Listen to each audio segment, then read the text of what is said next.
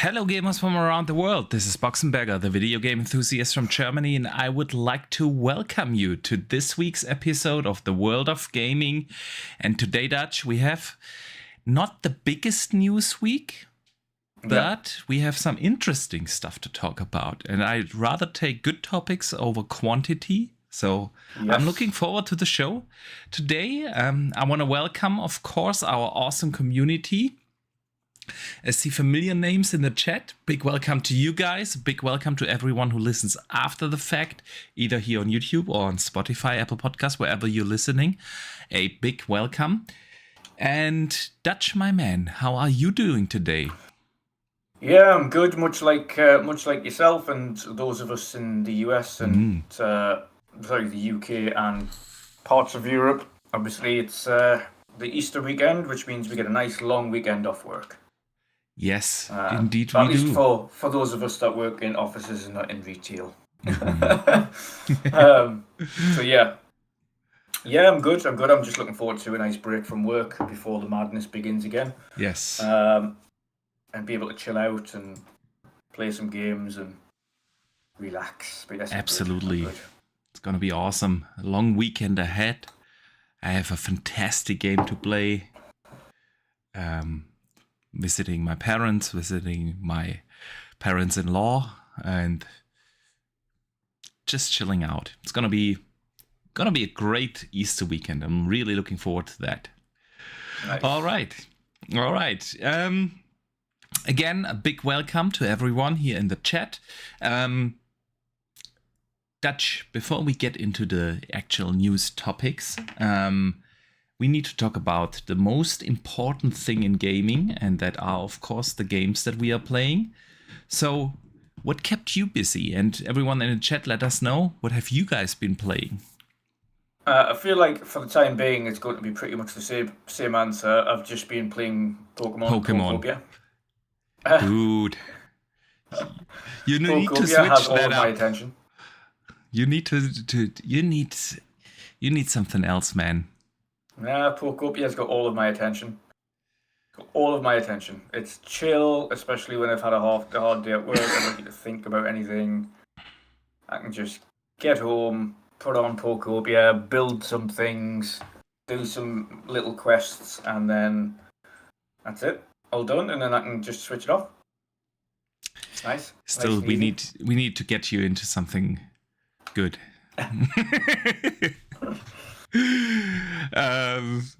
Okay. So, then I guess it's my turn. It is, yes. And I can guess what game you've been playing as well. Then guess. It's the only game you were playing last week, and the only game you're playing again this week. Is it true? I have been playing something else. Crimson Desert. Yes, but I'm 55 to 60 hours now in the game, somewhere in that ball. I checked this afternoon, there it was 55, 56 hours. Played another 2 hours or so I'm close to 60 hours now in the game. That's obviously my main game, but I have played a little bit of Age of Empires this week. Age 4. Oh, nice. Yes. From time to time, I'll do exactly the same thing. From time to time, I'll go and jump on Age of Empires and have a few rounds and then turn it off again. Yeah. Yeah. But yeah, of course, my main game is Crimson Desert. It is getting better and better every minute that I play it. Honestly, Dutch, it has been a very, very long time since a game grabbed me like that. It is just a phenomenal open world game. People always try to compare it to other open world games, comparisons to Red Dead 2 I've seen that. And there's good reason for that. Others try to compare it to The Witcher. Also good reasons, although still different than those games. Because it is more like an open world sandbox game. You know, it's just, you can do so much in that game. From riddles to crafting to, there's an entire trading system in there, camp building, of course, just typical RPG mechanics like exploring the world, finding stuff, of course, tons of different missions, and it is just so well done. And I don't even know where to begin, why it hooks me like that. Maybe I start with the weak point of the game, and that's probably the storytelling. It's not that it's a bad story, it serves its purpose, but it's also not like... doesn't blow you away. Yeah, it doesn't blow you away. Yeah. I'm not continuing with the main storyline because I want to know what's happening. It's more like, yeah, if I continue with the main story, I get to unlock even more of the map, you know. Yeah. Because how the game basically works, without spoiling anything, you have these different like areas. Yeah. I mean, every area in itself is bigger than most open world games, and usually along the storyline you can in theory visit the entire map from the very beginning, but obviously in some areas the enemies will just crush you at the beginning, and every city is then hostile towards you. So that's why it really doesn't make sense to explore the entire map at the very beginning. Because once you progress through the story, you unlock the respective main capitals, you liberate them, and then not every vendor is like hostile towards you, and you can actually use the map properly then. And that's my main reason to progress through the story, because then the side stuff just sucks you in. It's just so fantastic. You want to do like a side quest, a simple fetch quest, you know, and you walk towards the point to get something, you know, and take back to the NPC that gave you the quest. And on that way, you discover a little riddle of a little sanctum or something, you know, and then you just do that riddle and you forgot about the side quests, and whilst doing that riddle you realize there is like a hostile camp over there. You go liberate that to have like a big fight. Usually sometimes there are bosses in those, and then you just there was this one side quest I wanted to do, and then you walk towards the side quest and you find a cave, and suddenly you're finding yourself mining ore for like 15 minutes because you want to get rich, right? And it is just this is so much fun, that game, and the things you can do and discover along the way. It just sucks you in. It's a drop dead gorgeous game as well. Like some of the landscapes, it's insanely beautiful. And yeah, man, I couldn't recommend that more. The music is absolutely fantastic. One of the best I've heard in a game, period. Like, especially the way they have these like massive orchestra while you explore a map, and when you walk in an enemy camp, how they transition those into like more aggressive music, and then if you're just going deer hunting or something, right, it transitions over to another music, and it is just so super well done. I'm absolutely loving it, Dutch, and it would be totally your game. I need to convince you to get that, man. It's absolutely amazing. I've seen some controversy around it because they patched a lot in the first 2 weeks after launch. It's like every other day it's like an update where they patch stuff. And I find that super weird because usually I think that's a good thing if a developer actually reacts to bugs, to glitches, to... Is it because they're patching some exploits or something like that? That's the thing. I've seen especially some of the reviewers complain about that, because some of the criticism that a lot of the reviewers had, like for instance the difficulty spikes of some boss fights, got patched. And I can actually confirm that. I was at a boss, for those who are also playing, it's the end boss of chapter 3, the Reed Devil. And he was like crushing me. And I was like, dude, I did do so many side quests. I feel like super overpowered and I have no chance against that boss. Then the patch came out and I beat him in one take. They've definitely debuffed some of the boss fights. That's definitely the case, which in my personal opinion isn't a bad thing. But I've seen a lot of the reviewers complain about it because their criticism wasn't like valid anymore, right? Then they've added like tons of fast travel points, because that was also one of the complaints, that there were not enough fast travel points. And now the map is full with fast travel points. I don't think that anyone can complain about not enough fast travel points anymore. There were complaints about not having enough space in your inventory.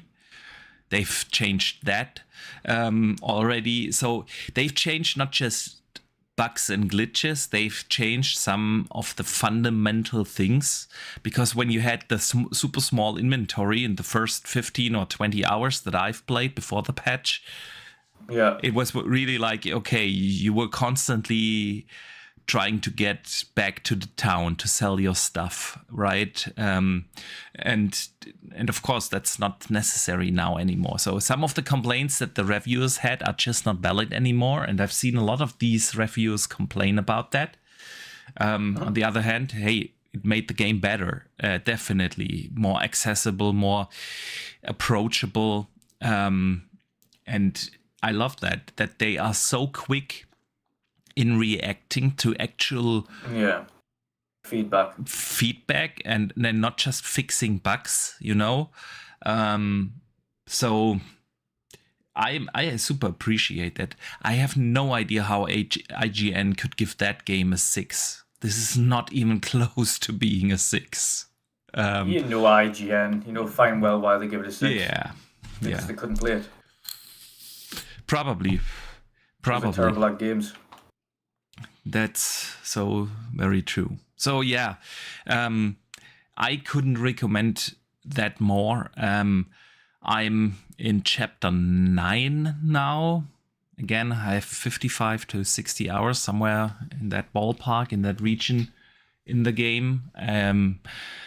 I'll definitely be spending way above 100 hours in that game, and I'm really enjoying every minute of it. From graphics to music to exploration to different quest types as well. I think especially the main missions. In the main missions, they do a super good job in trying to mix things up. It doesn't feel like you're repeating, I've done that mission before. I've never had that. Especially not in the main missions. There's one chapter where you need to do stealth.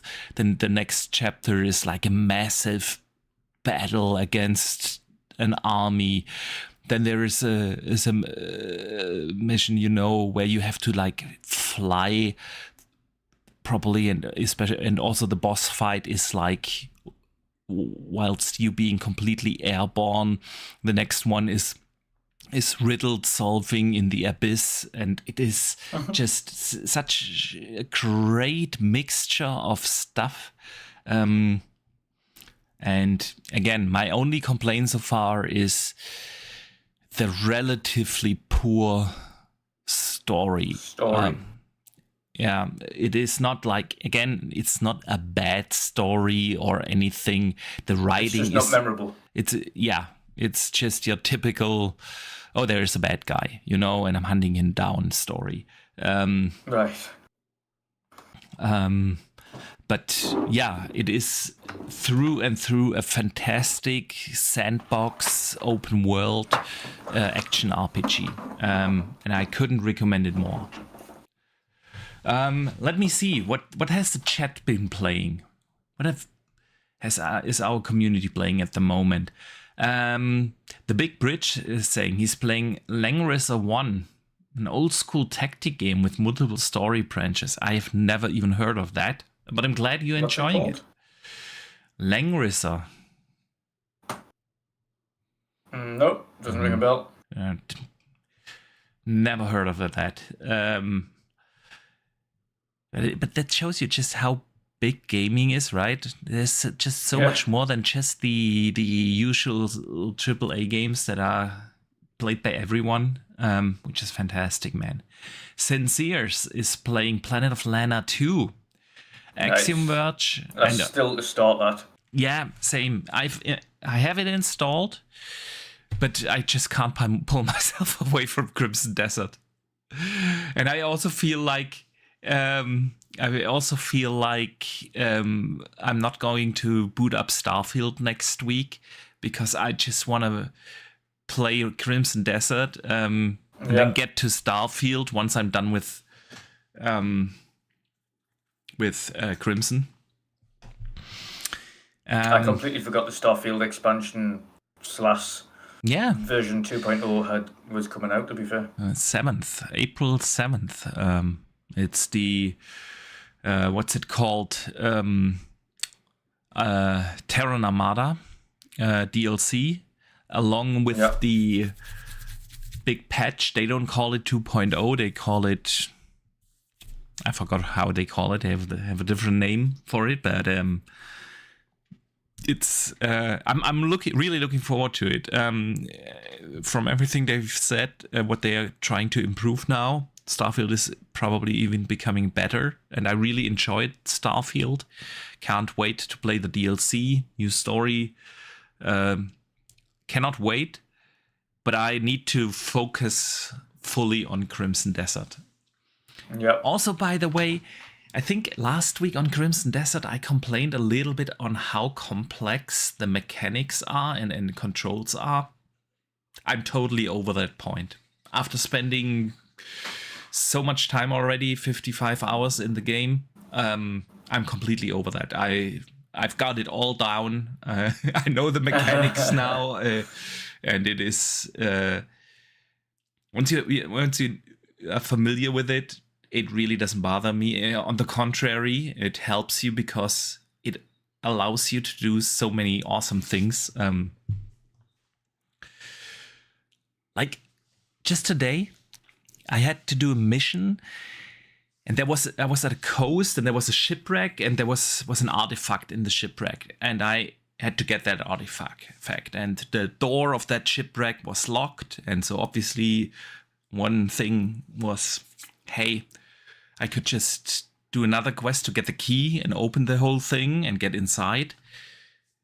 But then I remember there's this one mechanic that is similar to Zelda Breath of the Wild and Zelda Tears of the Kingdom, where you can just lift stuff up, right? And I just, with my pure power, lifted the entire shipwreck up, smashed it against the cliff, and it broke down, and I could get the artifact. It's like stuff like that. I love that. It is fantastic, man. Fantastic. But yeah, Planet of Lana, dude, need to play that. It's probably going to be my Rock Alley game after Crimson Desert. By the way, Crimson Desert runs really well on the Xbox Rock Alley X. I was waiting for that. I'm sorry, guys. I was waiting for that. I'm sorry, guys, if I talk too much about Crimson Desert, but it needs to be said. I tinkered around a little bit with the settings. And you definitely need FSR 3 on to get proper frame rates. But I'm not one of those guys who complains about some artifacts from the upscaler FSR3 has. It really helps the game, and especially on the small screen, you will really not notice the artifacts from the upscaler. It helps with frame rates. I'm having medium to low settings in Crimson Desert.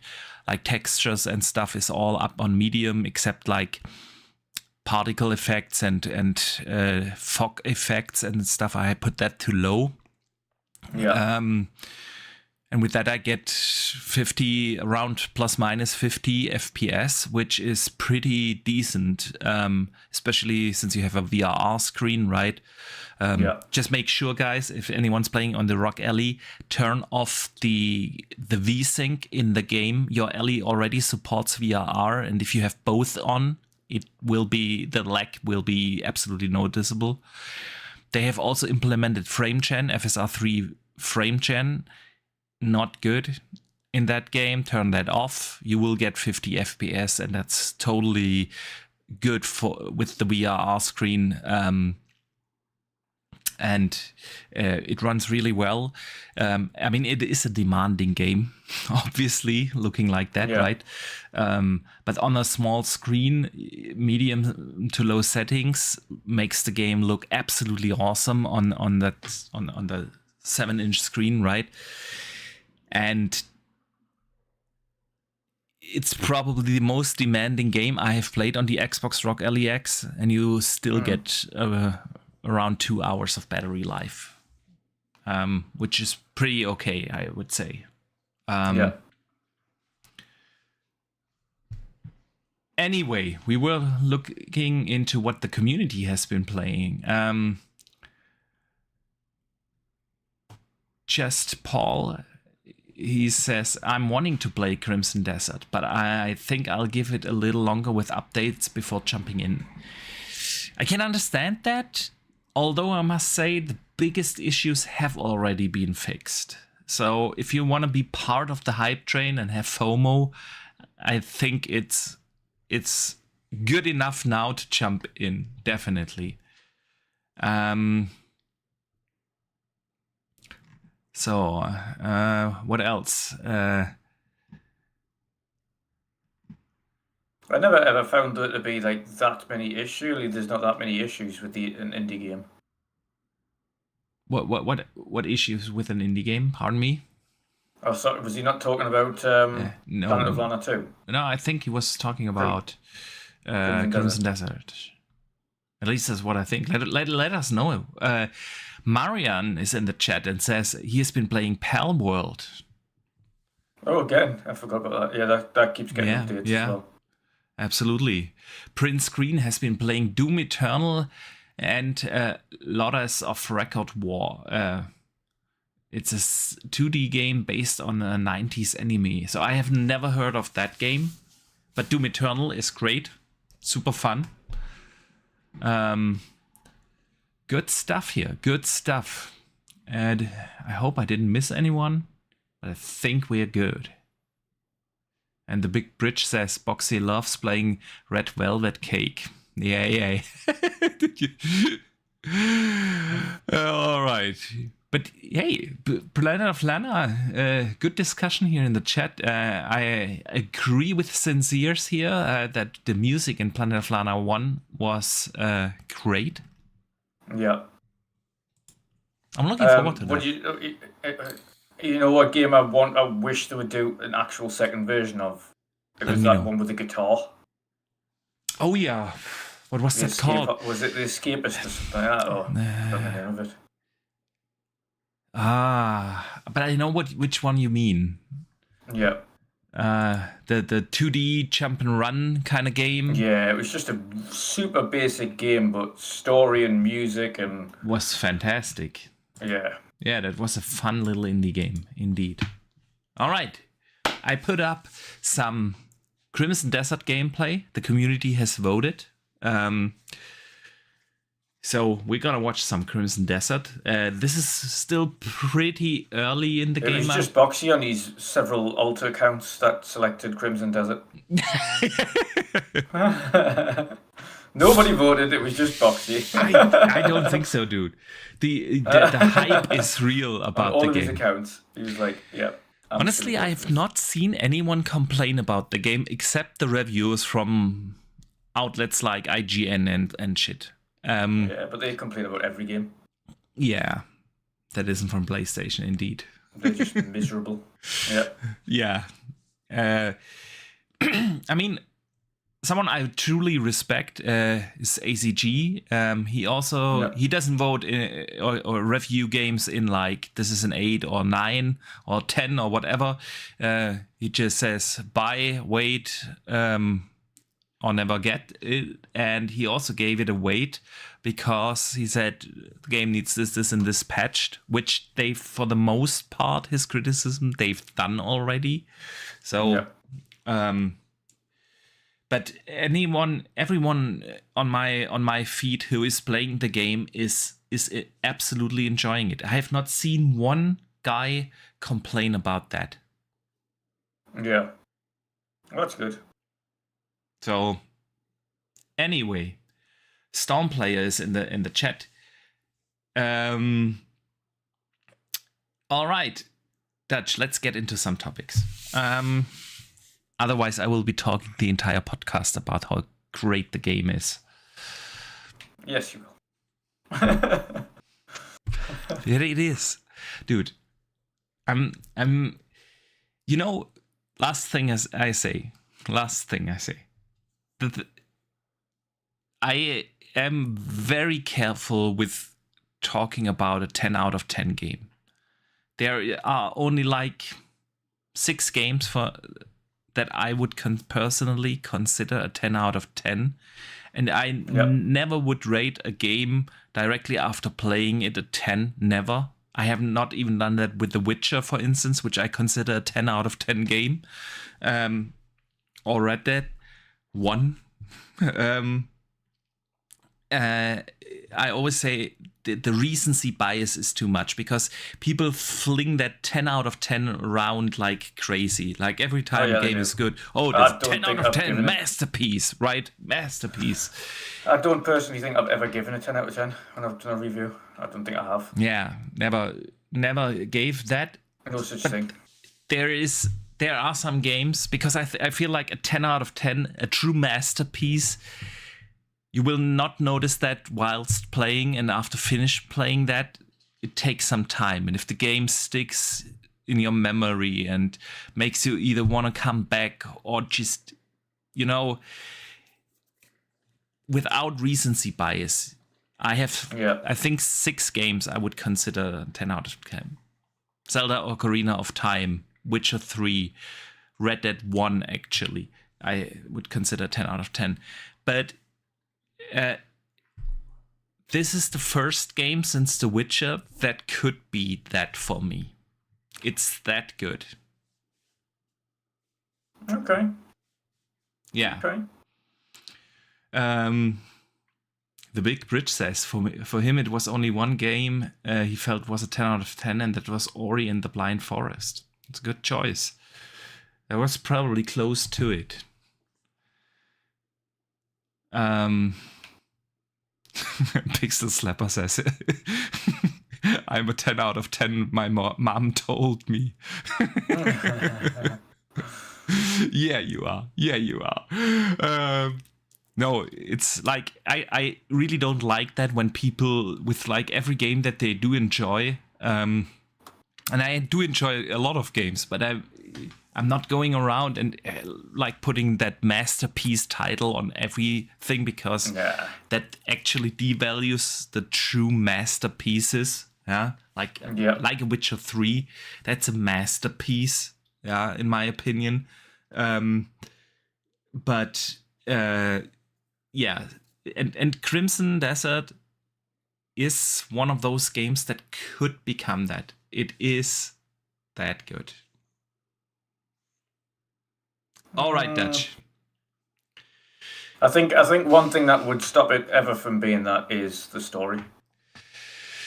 I think to truly be a 10 out of 10 outside of gameplay, because gameplay can be a 10 out of 10, but I think to truly be a 10 out of 10, it would have to have the story that accompanies it. I don't know.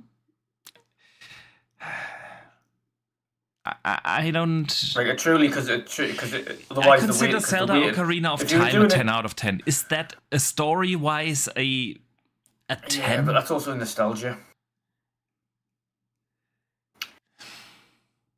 If you were going to mark things on specific areas of a game, so for instance, if you're marking soundtrack out of 10, gameplay out of 10, story out of 10. If you were marking each area of the game out of 10. Yeah, but then I don't think that any game would ever get a 10 out of 10. Oh, that's not necessarily. Because I don't think, like, for instance, The Witcher 3, probably my favorite game of all time, right? It could be argued that Clair Obscura Expedition 33 could be. It's not a 10 out of 10. It was an absolute phenomenal game. I think I gave it a 9.5. But at the same time, if you have a thing, yeah, but I would say that's more down to personal opinion, because if you have a think on like everything, but if you have a think on the story in itself, that could be considered a masterpiece story. I agree. From a gameplay perspective, for a turn-based RPG and changing it up a bit and adding something new to the formula, could be considered. Yeah.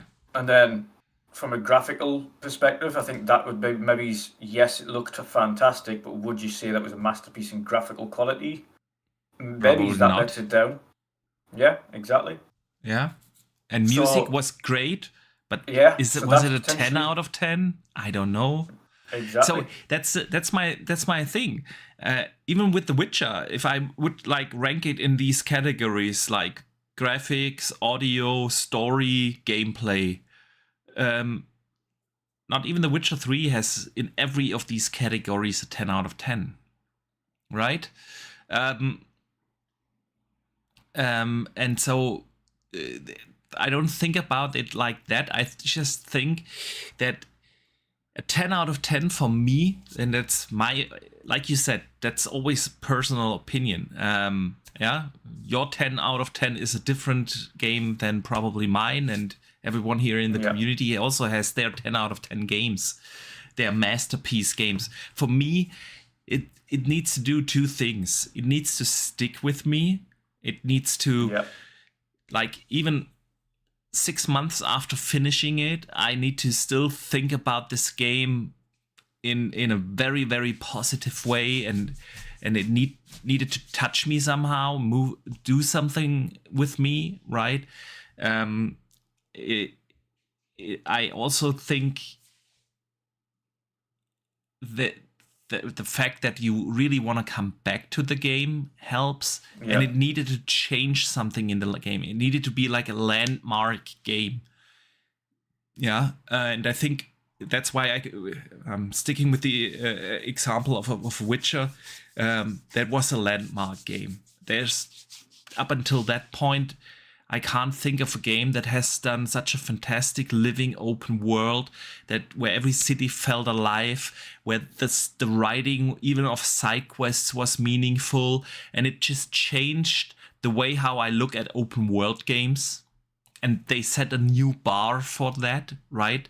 That is for me that needs to be there. It needs to be like a landmark game. That's why I also consider Ocarina of Time, for instance. It's not just nostalgia,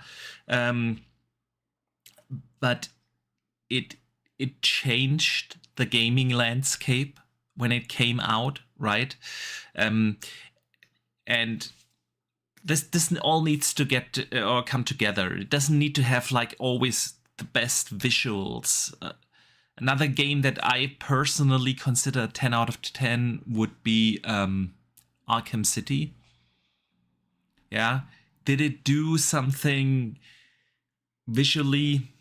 It was a fantastic looking game when it came out, don't get me wrong, but it's not like woof. Yeah.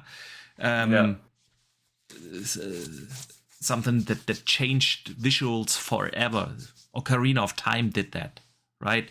Back in the days. obviously. But it just needs to come together from like being a memorable experience, touch me in some way. It needs to be that 6 months, a year after I've played it, I still need to think about this game in a very what's a good word? Positive light. Positive light, right? It needs to have some sort of like impact in the gaming landscape, and all that needs to come together for me for it to be a 10 out of 10, right? Right. The Big Bridge says, spicy topics. He preferred Link's Awakening story over Ocarina of Time. And that's what I said.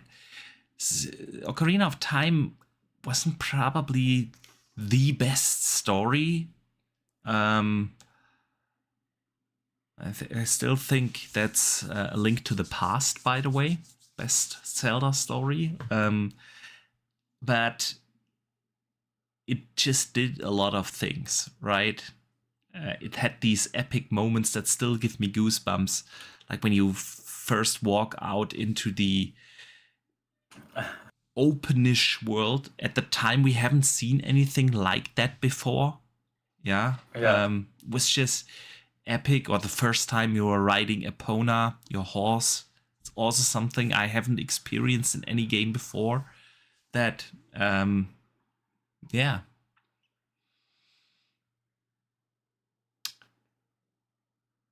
Ocarina, the Winter Shoulder says, Ocarina of Time was to me was Final Fantasy VII was to others.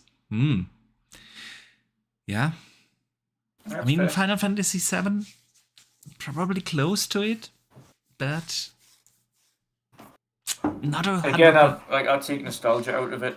Being a massive Final Fantasy VII fan, a massive Final Fantasy IX fan, and a massive Final Fantasy VI fan, mine's always been towards 9 because I felt, strangely enough, 9 had a better story than 7.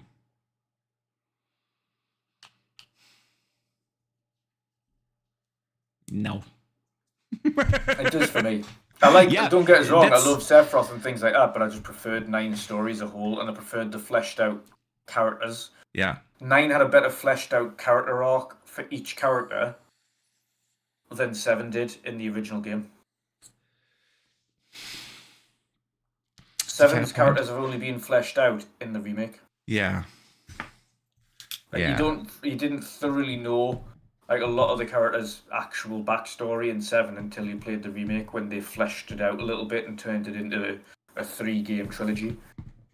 Whereas 9, throughout the course of that game, you had the backstory of the princess, you had the backstory of the knight, you had the backstory of Vivi, you had the backstory of Knife. All of them had a thorough backstory. Like, even the characters that died off early on in the game had a backstory. Yeah. And you knew about it. So I think it was just more of a fleshed out story than 7 was originally. This is why I would love for them to do a remake of 9, an actual remake of 9. It's been rumored. I sure hope they will do that, because I truly think that the Final Fantasy VII remakes are absolutely fantastic. They are super well done, and I think Pixel Slapper would agree with you in the chat. He says Final Fantasy IX was the last decent game in the franchise. Mm-hmm. Last proper decent Final Fantasy game in the franchise. I mean, in terms of story, 10 was well thought of, but it still doesn't, in my opinion, hold a candle to 9. No. I mean, there were other decent games, but it was definitely the last really great like that. one. Yeah. I mean, actually, I absolutely enjoyed 16. But is it on a level? I enjoyed 15 as well, believe it or not. I mean, 15 was good after the first couple of chapters when it became more linear. But at the beginning, the first 10 hours or so, where you had to drive around in what was it called? The Dude Bros. Reglia, it was called. Yeah. Right? The Regalia. Or Regalia or something. Yeah. And I mean, 16 was good, I think, but it was not on the level of 7 or 9, right? No. Absolutely not. Yeah. World of Final Fantasy was decently sidelined. Yeah. Says the Big Bridge. For good reason. Yeah. They had 14 for that, right? Was 14 the MMO? The online thing? I think that was 14, right? Yes, 14 was online, 11 was online. Yeah. All right. Dutch, we're almost an hour into the show already. We said, it's probably going to be a shorter podcast today, so I'm not sure. We know how to sidetrack everything. Yeah, that's our problem. Prince Green says Final Fantasy XII was also amazing. Many fans would say 12 is one of the best ones. People don't remember it as much because it was the tail end of PS2. I've played 12, but I honestly can't remember it properly. And that says something about the quality, right? And the funny thing is, Final Fantasy 13 had a good first game. A good first game, not a great first game, but it did have a memorable story. The problem with 13 was that for some reason they made it into a really pointless trilogy that didn't need a trilogy, and it went absolutely sideways. It was horrific. Yeah. So if 13 just stuck with the first one and then didn't do any more, it would have been fine. It didn't need another one. True that. And let's not get into Type 0. One day we need to make a special episode just about retro stuff, dude. Yeah. Going through some of the best IPs. Yeah. Oh, we'd rant for hours and hours and hours on that. We can't start that in the evening. We have to do an afternoon podcast that we are finished by midnight. It would not be done in time. Everyone would have to get snacks ready. Yeah. The Big Bridge says Baltier is the best Final Fantasy protagonist. Which one was that? Who was that? The guy from 9? No, that was Queen Born in 9. Yeah. And the what do you call them? The jesters. Yeah. Who talk in riddles. It's been too long, man. It's been too long. All right, Dutch. Let's get into some actual topics. Yes. I'm a little distracted today by the chat. Black Ronin in the chat says, WTF was the player doing in that tower? What were you doing in that tower? What was I doing in that tower? I need some clarification here. Anyway, all right. And the Winter Shoulder says, yeah, a retro show would be dope. Yeah, dude. We have to plan that at some point. We do. Yeah. It would just be a non-topic rant where we just diverge in many directions for hours on end. We need snacks. We need toilet breaks scheduled in that show. Yeah. All right. Dutch, let's get into some topics.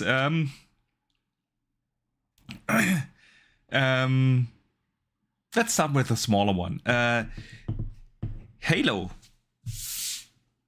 Yep. Halo got a leak this week. The campaign Evolved is coming this year. Halo campaign Evolved, and there was a leak. Jess Corden put that up on Windows Central, referring to others sources as well. Go check that article out if you want to find out more. The thing is, the campaign Evolved apparently will get new missions, unseen missions that play as prequel missions. Yeah, it will feature references to Reach, mentions of ODST, and these prequel missions will obviously be set before the events of Halo campaign Evolved, and we will also find out during these missions what to expect from the Covenants, right? Apparently there are 3 prequel missions in campaign Evolved, and yeah, that is pretty much it.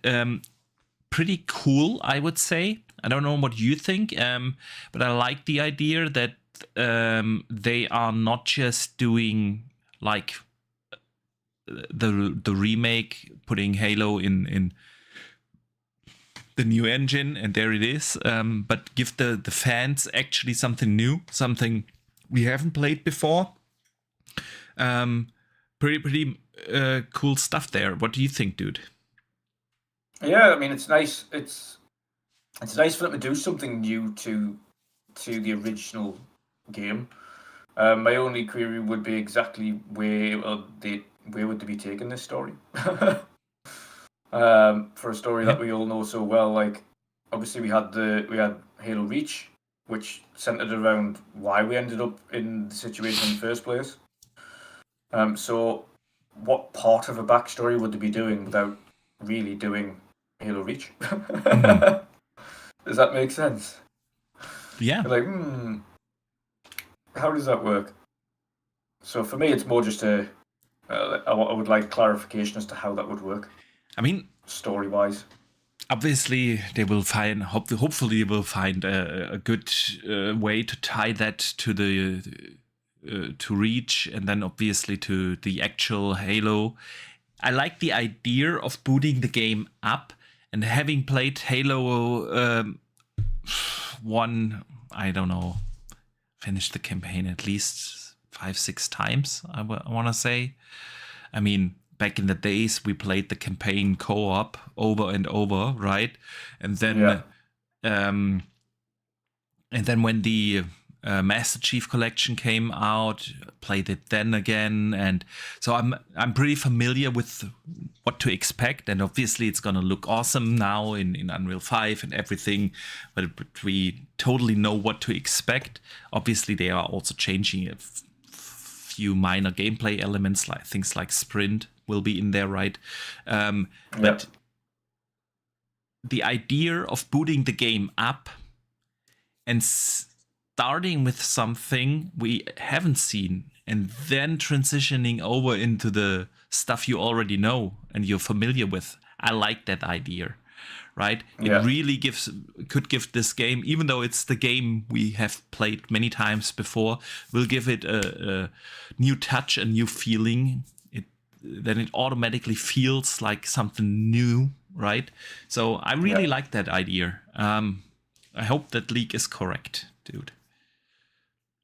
Yeah, again, I think I would imagine one reason for doing it as well is potentially to try something a little bit new with Unreal Engine 5 on the build up to the new project.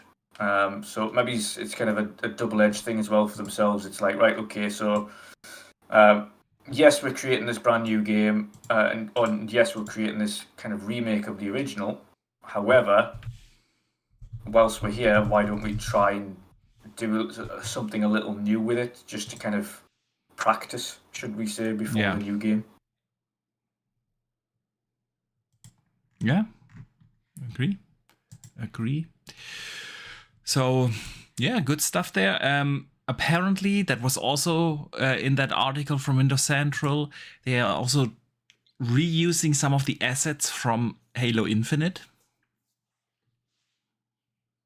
I would expect it to be, yeah. I mean, I wonder how that works, because Halo Infinite was still built on slip space, right? Wouldn't you have to like recreate the assets in a different engine then? I'm not sure, but obviously it makes sense to reuse some stuff you might already have. Don't think that's a big deal. I've seen people, like with everything that comes out, right, complain about that, but I don't think that's a big deal. Yeah, Pixel Slapper says he loves booting up Halo on his OG Xbox. That grunt singing happy birthday on the end of the run. Yeah. Good stuff there. No, I'm looking forward to play the campaign again. It's definitely not my most anticipated game this year, because for that I have played it too many times, but it'll be a nice playthrough again. And I wonder how Halo looks and performs in Unreal Engine, because obviously the next main Halo game is also going to be built in Unreal 5. And yeah, I have my thoughts on Unreal 5. But yeah, I hope that they will make that thing look and run well in that engine. So yeah, looking forward to another playthrough. It's definitely going to be something different than the Gears thing last year. That was just a remaster of the remaster. As much as I love Gears, and we'll get to Gears a little later in the show, but that didn't do much. Nope. Yeah. I still haven't played that remake of the remaster of the remaster, because I've already played the game countless times. Yeah, I've played it. Not even sure if I did finish. I did finish it. Yeah, but I mean, it's Gears. It's awesome. It's an awesome game. But like the upgrade, like in my memory when I played that, the first remaster that they did looked exactly the same. And of course, if you pull out footage from that version versus that version, you could make out minor differences, but overall it just felt like the exact same version we've played before. And I feel like Halo is definitely going to be very different. It's also titled a remake and not a remaster. So yeah, man, looking forward to some Halo. All right, anything you would like to add to that? No, I'm good. Speaking of Xbox, by the way, there's the spring sale going on. Started, I think, today. Yes. Have you had a chance to look into it? I haven't. Not yet. I'm intending to, just to see if there's anything I want. Crimson Desert isn't on that, and I still would recommend you to buy it. That's a shame. Oh, never mind. Yeah. I've briefly looked it's alright, Boxy, because you've already got Crimson Desert, so you don't need to worry about that. And it's worth every penny, man. No, it's your regular sale. My issue with these sales is I usually do own already so much, right? And with a lot of things that are on the sale, then with the few things I actually want to own or might be playing, I'm sitting there and thinking like, dude, I've got Crimson Desert, Starfield is coming up, right? 007 is coming up. There's Planet of Lana still sitting there waiting to be played. There's just so many other things. Do I really need that? Yeah. And we have so many sales these days. There's like it just feels like we had the Christmas sale, then we had the New Year's sale, right? And now 2 months later we have the spring sale, and then we have the June showcase sale, and sales upon sales. Sales upon sales. So Yeah, but I will definitely browse through that next week. Next weekend, I want to say. All right, Dutch. You know, there was an interesting story this week. I can't recall who started that rumor that Warhouse Studios, right, the guys that did the Kingdom Come Deliverance games, would make a Lord of the Ring game. Yeah. And there were like 2 days on social media. Everyone was like, yeah, cool, fantastic studio, blah, blah, blah. Then Insider Gaming and someone else came out. Let me look. Who else? Insider Gaming and Reef Cap. I've never heard that, but Insider Gaming, obviously. And corrected that. It's not Warhouse. It is apparently... Crystal Dynamics that is working on a Lord of the Ring game. They have received a funding from the Saudi Arabia, of roughly around $100 million US. The game has apparently been in development for some time now, but its release is still a bit away. They will be developing that along with the with the Tomb Raider games. Remember, there's 2 Tomb Raider games coming, the remake this year and next year the new one. So yeah, and then that has been confirmed by a different source, independent from that. And yeah, so it looks like Crystal is working on a Lord of the Rings game. Dutch, totally makes sense, if you ask me, that this is handed to Crystal Dynamics for multiple reasons. They have freed up a team right after Xbox canceled Perfect Dark. Yep. So about a year ago, or 10 months ago or so, Xbox canceled the Perfect Dark game that was co-developed with Crystal Dynamics. Crystal also is in very strong collaboration right now with Amazon. They are doing the TV show together for Tomb Raider, right? And Amazon obviously has the rights to Lord of the Rings. So this just makes kind of sense, right? Funding of 100 million isn't too bad in this day and age, right? Oh, no, definitely not. So, but how long that would last, or whether or not that's been funding to finish the game. Yeah. I mean, for a AAA, we've seen a lot of AAA games now reaching 200-300 million budgets, right? Yeah. Not including marketing and stuff. Analog AI says, that info about the Warhouse studio making Lord of the Rings is fake. Yeah. Like I said, it's not it's not Warhouse. It is it's not Lord of the Rings. Like I've just said, it's not Lord of the Rings. It's. I would be with Warhouse Studio. I would be really surprised if they would work on something different than Kingdom Come Deliverance 3, after Kingdom Come 2 being such a massive success for them, right? Yeah. It would be very risky for them to take on a new IP, a different IP. They want to do Kingdom, and they will probably do Kingdom Come 3. I would be very surprised if that was anything else. Anyway, Lord of the Ring, dude. What kind of Lord of the Ring game do you want from Crystal?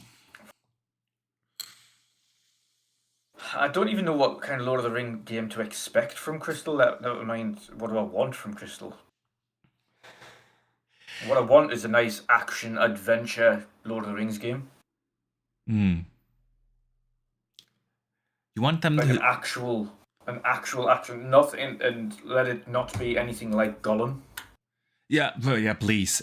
But honestly, like Crystal is too good of a developer to put out a game like Gollum. So you want them to do an action adventure, like more linear type of game, so the Tomb Raider-ish? A little bit more semi-open world. Semi-open world. So like Shadow of the Tomb Raider, for instance, where you had these open areas where you could do side stuff. Exactly. But more story based. And less kind of more story based. There's absolutely zero reason if it was Lord of the Rings and not Shadow of War. Yeah. If it was an actual dedicated Lord of the Rings thing, there's no point to be doing side quests. Like the only side quest you would have is, okay, well the group's split up, so then these characters are going to speak to these people because they need to do this, and these characters are going to because they need to do this. But you wouldn't have pointless side quests in a Lord of the Rings game, realistically. I want Crystal kind of to do something new, a new genre that they haven't done before. And obviously, right now, playing Crimson Desert, a big open world RPG comes to mind. We haven't had a good one in a long time. Yeah. I feel like for how big the Lord of the Ring IP still is, even 20, 25 years after the movies came out. And we had those PlayStation 1 games, the tie-ins. Yeah. I've played those on the GameCube back at the time. Yeah. And they were awesome. Can we not go back and do an actual, not remake, but a reimagining of those original Lord of the Rings games? That would be fantastic, dude. Mm-hmm. That would be fantastic. The Two Towers and so, they were fantastic. I loved those. Played those on the GameCube. I remember playing those in co-op. We're back on the retro train again, dude. I played those on the GameCube with a good friend of mine. Like every Friday evening, we met at his basement and were playing those co-op. They were awesome. They were fantastic. Now, what kind of Lord of the Rings game? I would like to have a proper open world RPG and see Crystal try to do that genre, right? Because Crystal, well, with the Tomb Raider IP and everything, they've always stuck to this action adventure kind of genre, more linear experience. Even though, with Shadow of the Tomb Raider being the last one, right? They tried to open up a little bit more, but it was still pretty much a linear experience. I want them to do something like that, and I'm not sure if I want them directly tied into the storyline of the books and movies, right? Or if they should tell their own story in that universe. Not sure. Yeah. I mean, it's always the danger is always if you try to tell your own story in such a beloved universe that it just doesn't turn out that good. Yeah. On the other hand, replaying the movies or books,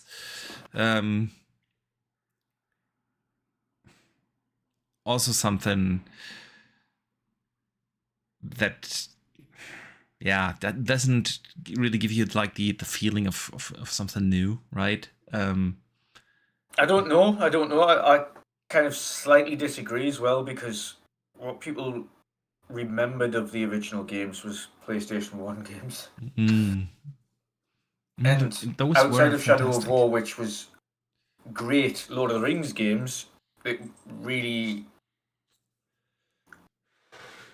Yeah, but those really have anything to do with Lord of the Rings. I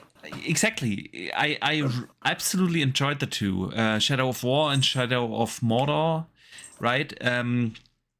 Were great games. The Nemesis system and everything, for all its flaws, they were great games. But they could have been also not in the Lord of the Rings universe. It was had absolutely nothing really to do with that. Yeah. That's. I mean, did we That's ever why I get? would say Did we ever right. get like a proper Hobbit?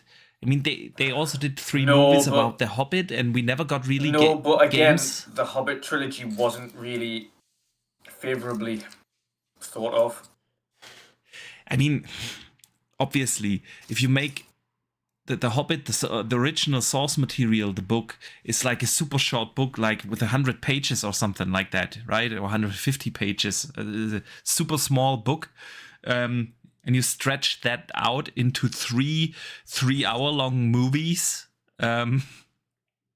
And yeah, but we never really got I mean, they weren't bad. They weren't just as good as the original trilogy, right?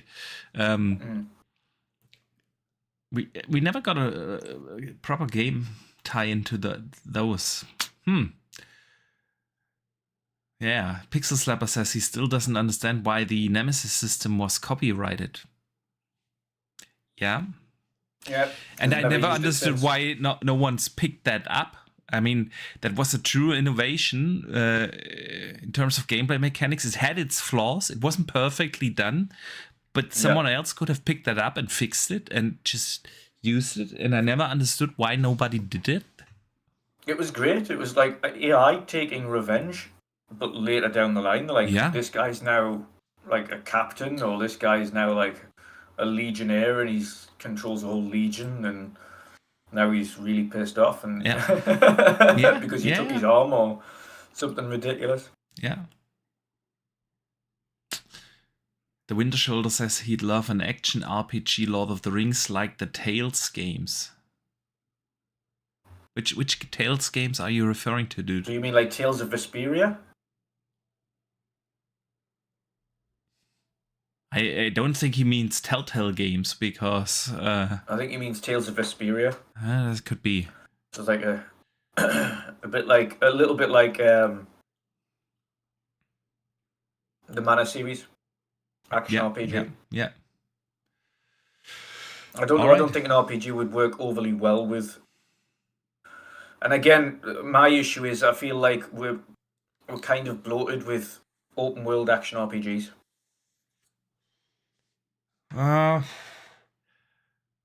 Not with good ones. Yeah, but that's... So,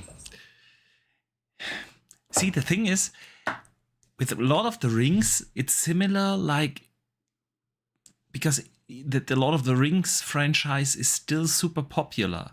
Even kids today still love those movies, seeing them for the first time, and it's like they aged so well. The thing is, we did not get that many. He was referring to Tales of Vesperia. Yeah. We never really got that many games in that universe in the last 15-20 years, right? And it's similar with like Game of Thrones. Considering how successful that TV show was, right? Yeah. We never really got like a proper AAA like game from that, and that universe also has so much potential to make a great game, right? I know there have been mobile games, and there was this one like PC MMO-ish game, but nothing that really like hit the mass market. You know what I mean? And it's very confusing how they can let such IPs rest like that in the gaming space. Yeah. Anyway, let's move on and talk about our friends over at PlayStation. Sony had a massive price hike that was announced Friday last week. So some of you guys might consider it already old news. However, since we did our last podcast on Thursday, we didn't have the chance here to talk about this. So we've given Xbox quite some shit when they raised their prices fall last year, right? Now Sony is following suit. They raised the prices quite a bit to 600 euros for the digital PS5, which is a price increase of $100, right? Yeah. And the PlayStation 5 Pro even got a price hike to 900 euros, and that's without the stand and disk drive. So even the stand costs you like another 70 euros, right? So we are talking here not about the disc, but the PS5 Pro with the stand, close to $1,000 now. Yeah. And even the PlayStation Portable got a major price increase of roughly 80 euros, which is crazy. And so before I give my thoughts on that, I want to hear yours. Yeah. I mean, we hate price hikes, but if anyone's following the world markets, I'm sure you can understand why we're getting price hikes. There is a direct knock-on effect to everything that is currently occurring, and it won't just be on electronics, it'll be on everyday things. Whether that be you fuel to top up a car, whether it be food in the supermarket, everything is going to have a knock-on effect. The issue with the electronics sector is that a significant portion of the minerals that are required for creating chips, chipsets, and etc. comes from the Gulf. And of course, although I don't think that in this particular case, no, but they will be using that as an excuse, and I guarantee they will not be wanting to pass on the costs that they're getting, and it will be going forward significantly more expensive for that, and including tariffs and everything else. I mean, the chip shortage and the especially the RAM and storage prices have gone up for 6 months now, right? RAM prices, SSD prices are skyrocketing, and so it was only a matter of time. And I think the next one we will see is the Switch 2 going up in price as well. Although I mean, for the Switch 2, I fully believe that's a little bit more shielded, and the only reason I say that is because, again, no shade on Switch because I love my Switch, but it's slightly more protected, having more outdated technology. Yeah. On the flip side, the issue that will impact a lot of these will be the transportation costs on shipping to one country and another. So while the markets that they create these things in might be protected, such as Japan or China, etc., where they're mostly manufactured for the Japanese lot, outside of that region will be impacted due to cost of transportation, etc. Whereas PlayStation, where a lot of it is manufactured in the US, the issue they have is that a lot of their components aren't manufactured in the US, so there's a lot of things that they have as a knock-on effect. As you mentioned, chip costs are already up, GPU costs are already up, RAM costs are up significantly. Like, all of these things have a knock-on effect, and then you've got transportation of those components over to the destination for manufacturing, and then when it's manufactured, then it has to ship again. None of them are going to take a hit now, and it's not just them. Like I said, every industry is exactly the same. They can't afford to take the hit, so it's getting past the consumer. Yeah. But it's bound to happen. And one thing I will say is, I would also take it as a sign of things to come for the next generation. Yeah. And if we're having a look at, say, the one funny thing that I liked about the whole announcement of increases on the PS5 Pro was that, funnily enough, they forgot to mention the fact that wasn't actually the full cost of a PS5 Pro, because if you were going to get everything for a PS5 Pro, you would need the stand and you would need the disk drive. So add another 100 plus on top of that, and there you go.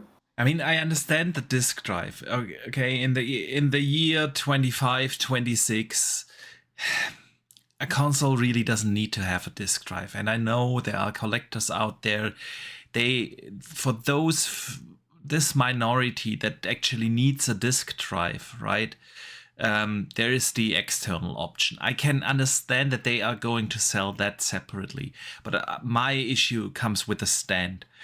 Dude, if we are starting to charge us separately for basic stuff, the next thing that they will not bundle in is the controller. Trust me. Yep. It will happen that they will sell you consoles without controllers, just to keep the retail price somewhere. But listen, the cost of this plastic stand to make is 50 cents or less. This is just pure greed, that you charge extra for the stand, right? Yeah. So I understand the disk drive. I will never understand the stand thing. But yeah, coming back to the actual price increase. I mean, again, RAM prices have been going up massively. Xbox was one of the first ones to react to that and increase the prices. And we've said, like, especially when you are so far behind in terms of user base and want to sell this thing, not a good look. Now, so Sony being the market leader, right? Also not a very good look. I mean, suddenly the Xbox value proposition, especially for the Series S, right, becomes so much more attractive again, after them being the most expensive console on the market. They are not I mean, anymore. I wouldn't put it past Xbox putting the prices up again. I don't think so. I think that they are done for this gen with price increases, especially with what's going to happen towards the holiday season this year with GTA coming, and they know that's a system seller. It will be a system seller for both of them, for PlayStation and Xbox. They are not going to increase the prices yet again. I don't think so. But coming back to PlayStation's price increase, the thing is, if we are talking now Pro, PS5 Pro, and I mean including now the stand of $1,000, right? Yeah. This is really not targeting anymore the casual market or the wider audience. I'm not saying that it cannot be worth it for someone who is heavily invested in the PlayStation ecosystem. Like, if let's face it, probably everyone in our community or most of us would get it if it was an Xbox Pro or something, right? Even at that price point, if you're heavily invested in that ecosystem. Absolutely. I'm using my PS5 only for the exclusives. That's why I have it, right? And that doesn't justify that at all. And honestly, even the base model, the digital only version now costing $600. If I would have to buy one again, right? The digital version started at $400 when we started this gen. Let's not forget, this is the second price increase. They all have already like increased the prices, I want to say 2 years ago or so. And now we are talking about $600 for the model that used to cost $400, right? Yeah. Honestly, if I would have to buy one now, I'm lucky I already own one. But given their pipeline, having like maximum one exclusive a year that I really want to play, this year being it being Wolverine, I have no intention of playing Zeros or something like that. Nope. right? I would argue, is that worth it for me? An investment of $600, and that's what I mean. And I'm a gaming enthusiast, someone who is heavily invested, who has all the systems usually, right? Who has a ROG Xbox LEX, who has a gaming PC, who has the Xbox Series X, the PS5, and the Switch, and it comes to a point where you really have to argue, and especially when you look at the target audience for PlayStation, which is the mass market, the casual consumers, right? The people that play their Fortnites, or once or twice a year they buy a game like a FIFA or a Call of Duty, and that's it. That's a vast majority of PlayStation's market. It is the mass market console, right? Where Xbox is, in my mind, always more like for someone who is a little bit more invested in gaming, who actually digs into, okay, what is the best value proposition? How can I get it? Who has the better games? Those people who are a little bit more informed. But I know so many PlayStation owners that buy one just to play Call of Duty and their occasional FIFAs, and that's it, right? And for those people, a €600 investment, that's a tough ask. I mean, on the other hand, I've seen that as well in the online discourse, right? The PS5 Pro being right now obviously the most powerful console out there, that at least has an NPU built in that does things like PSSR2, and if you want to compare it to the PC market, I mean, let's not forget the PC market has also skyrocketed. So it's not just the consoles. In general, even a base PS5 and Xbox for that matter, right, is still, compared to the PC market, a relatively good value proposition, because try to build a PC for $600 from scratch, like everything. I'm talking here motherboard, housing, everything, right? I hardly doubt that your €600 PC, with the cost of RAM and with the cost of an SSD, that alone are almost close to $600 right now, right? Yeah. Getting 16 gigs of RAM and a terabyte SSD. Well, it's still not $600, but you know what I mean, right? And so it's still, but I'm not sure if the gaming industry in total will benefit from that overall, because like you said earlier, everything else is also going up. Like if I look at fuel prices at the moment, it's like I'm honestly debating every time why I don't take the bike, right? It's crazy. I just read the other day, Germany has the highest fuel prices in the world at the moment. It's absolutely nuts. Far behind. It's absolutely nuts. Horrific. Paying €2.30 per liter for diesel. Like that's... what would that be? 2 seconds. I wasn't too far off that. I know our friends from the United States, they always calculate in gallons, and I have no idea what a gallon is. I think it's 4 point something liters. Anyway, getting off topic.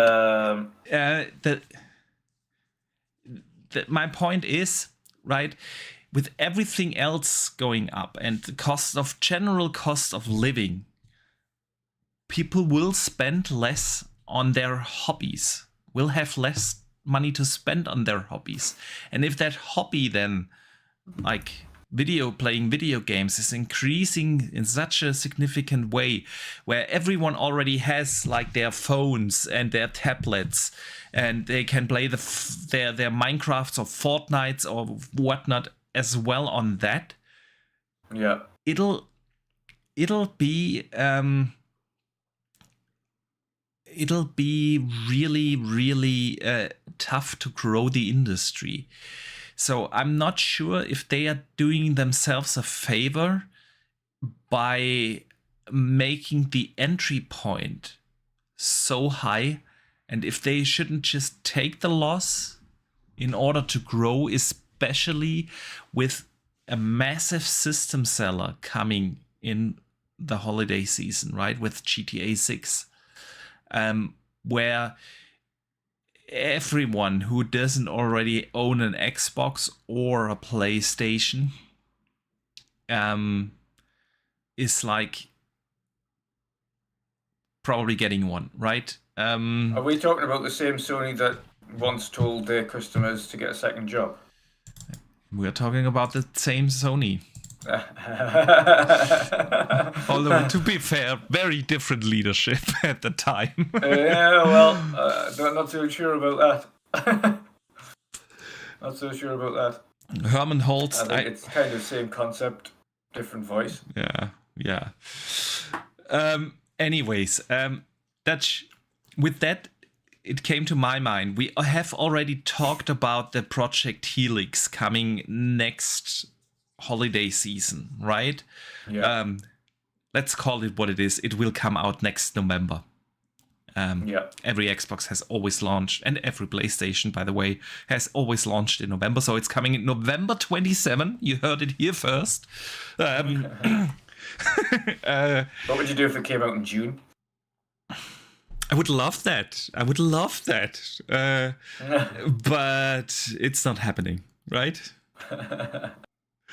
And we get into that in a second, a little bit more in depth. It also, more and more leaks point towards Sony also moving forward with the 27 release of the PS6, by the way. We'll get to that in a second. So, but that made me think, Dutch, what can we expect from price points for the next gen consoles? With the PS5 Pro already now being, including the stand, €1,000, right? Or $1,000. Where do you think that they will position themselves with the next gen? We know with Xbox it's a little bit more difficult to guesstimate, right? Because the way how they talk about Project Helix, it being a premium experience, totally focused on power.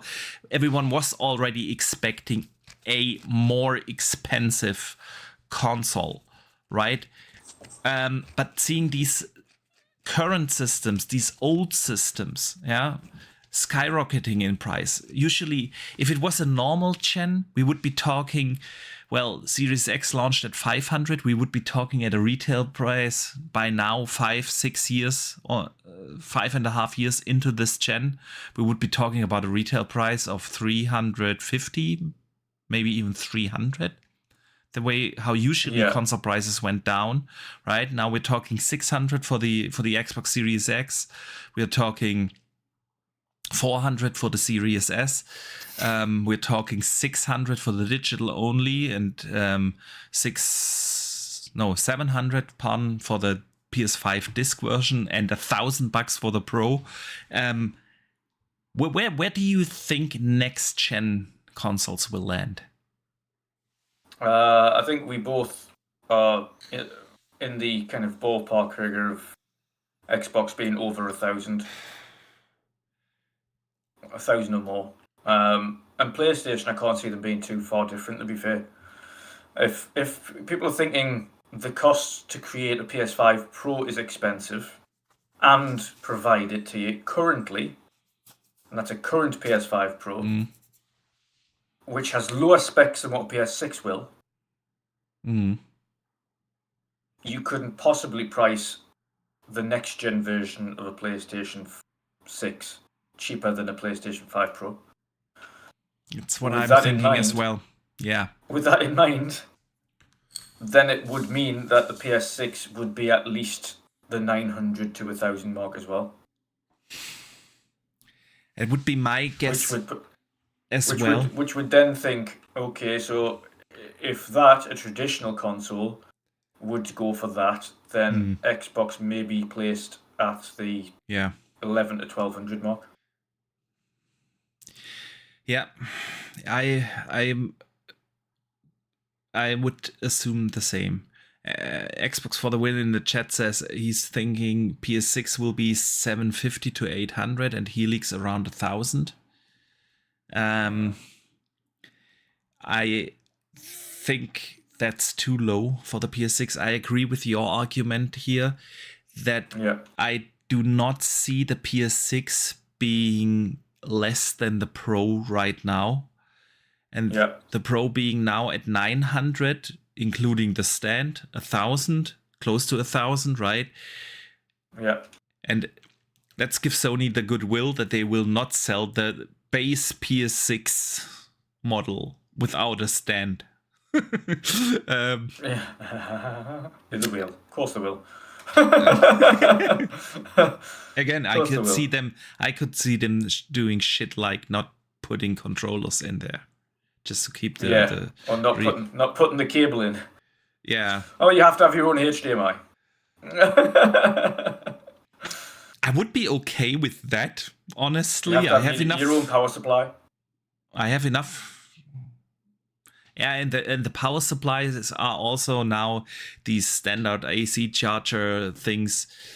I would be more okay with not having an HDMI cable than not having a stand. Honestly, the funny thing with the Nintendo Switch 2 is that you can't use the previous Switch power supply with the new one. It's not powerful enough.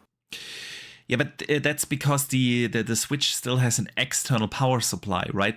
The PS6 and the PS5 and the Xbox Series X have their built-in power supplies, and that's why they have this simple 2-pole power supply, which I have hundreds of them lying around. So I would be okay with that. I would be more okay with that.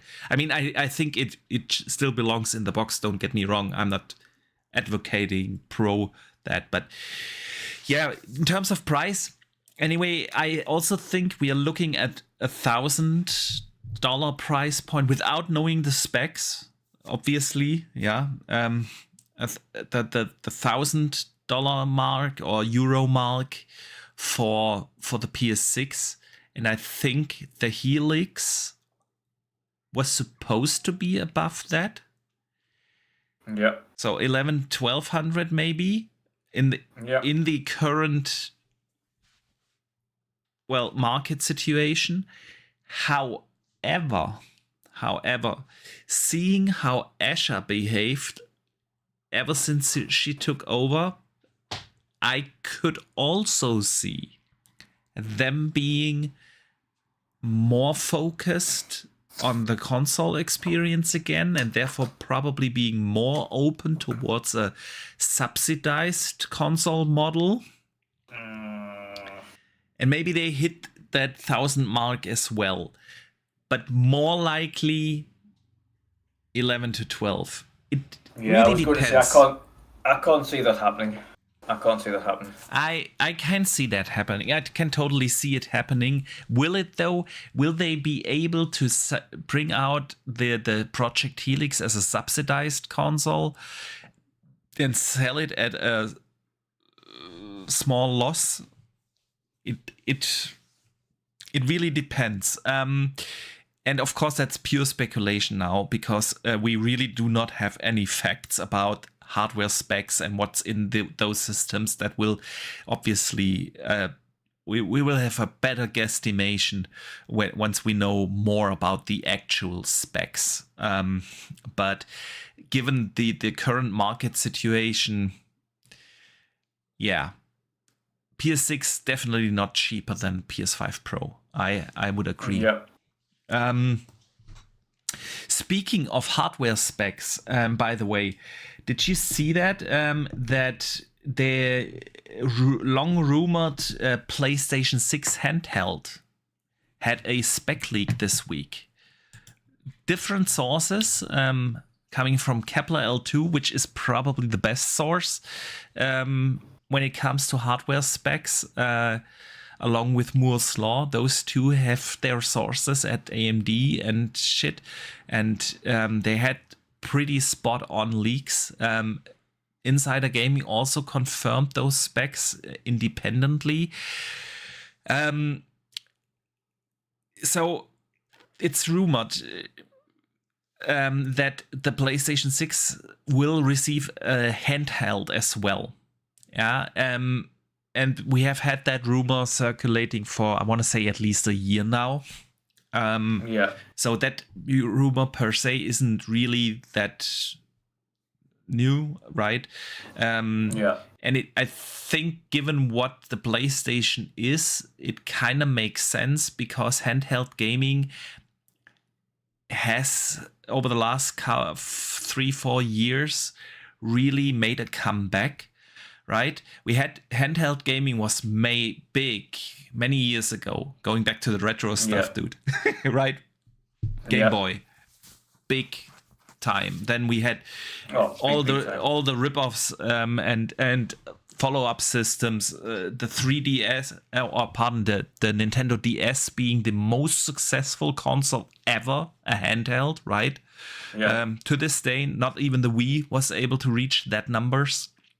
Nope. PlayStation also was very successful with the PlayStation Portable, right? And so on. And then handheld gaming kind of died off, right? And it made a comeback with the PC handhelds over the last 3-4 years. And people such as myself loving it now. Things like, I mean, I really like my OG Rock Ally, right? But the Xbox Rock Ally X is absolutely amazing. It's a fantastic handheld. And the Steam Deck being super successful, and the Lenovo Legion Go 1 and 2 super successful. Of course, they are not in general doing the same numbers as like the Nintendo DS did, or any of the true home consoles, but they are still selling pretty well. There's a big interest in handheld gaming that resurfaced over the Switch proved that again. The Switch proved that, right? The form factor just is fantastic. The Switch, I still believe that the main success of the Switch was because, especially for parents, it made life so much easier to give their kids such a console, because I can speak for myself. I don't want to buy them just yet a TV in their own room, right? But with that console, they were able to play their games in their room. And that's just, it's a fantastic form factor. And you and I both love handheld gaming, right? Yeah. And so it makes kind of sense for PlayStation to dive into that, even more so than for Xbox, because Xbox, then what is the next Xbox? The Project Helix is a Windows-based device, right? And the Rock Ally X is a Windows-based device. They will be basically the same. You will be able to play the same games, the same thing. Okay, Rock Ally X doesn't have the backwards compatibility, but every new game that comes out, you will be able to play on the Rock Ally and the home console. And bless you, Gesundheit.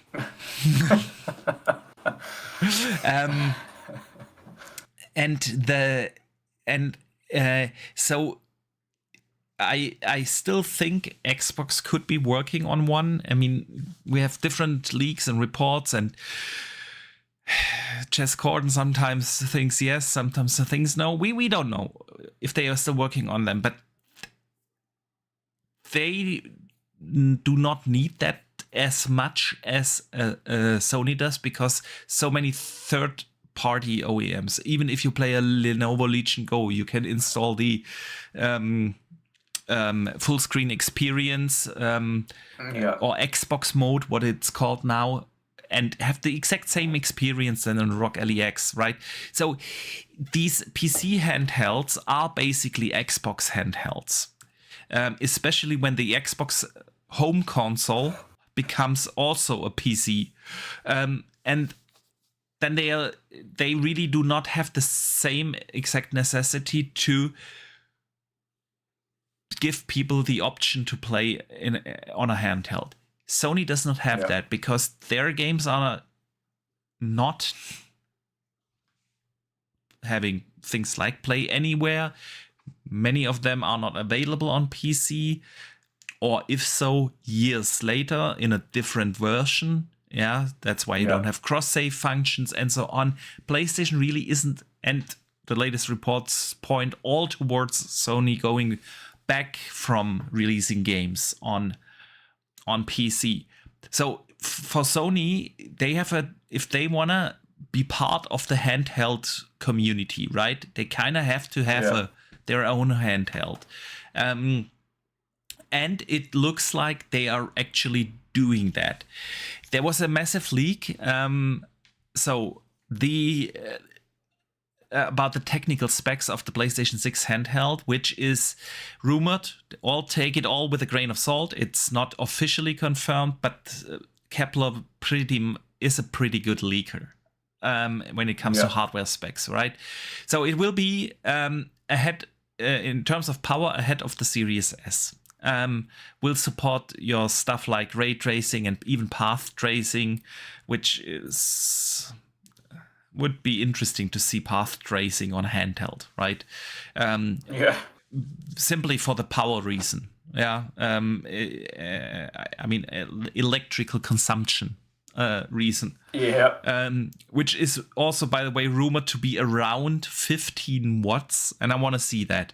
Right, the ROG LEX is an absolute beast, but the Z2 Extreme in high power mode draws 25 watts, and in docked mode 30 watts. So I want to see what they would do with 15 watts. But that's the thing. So 24 gigs of memory, right? It will have 4 Zen 6C cores.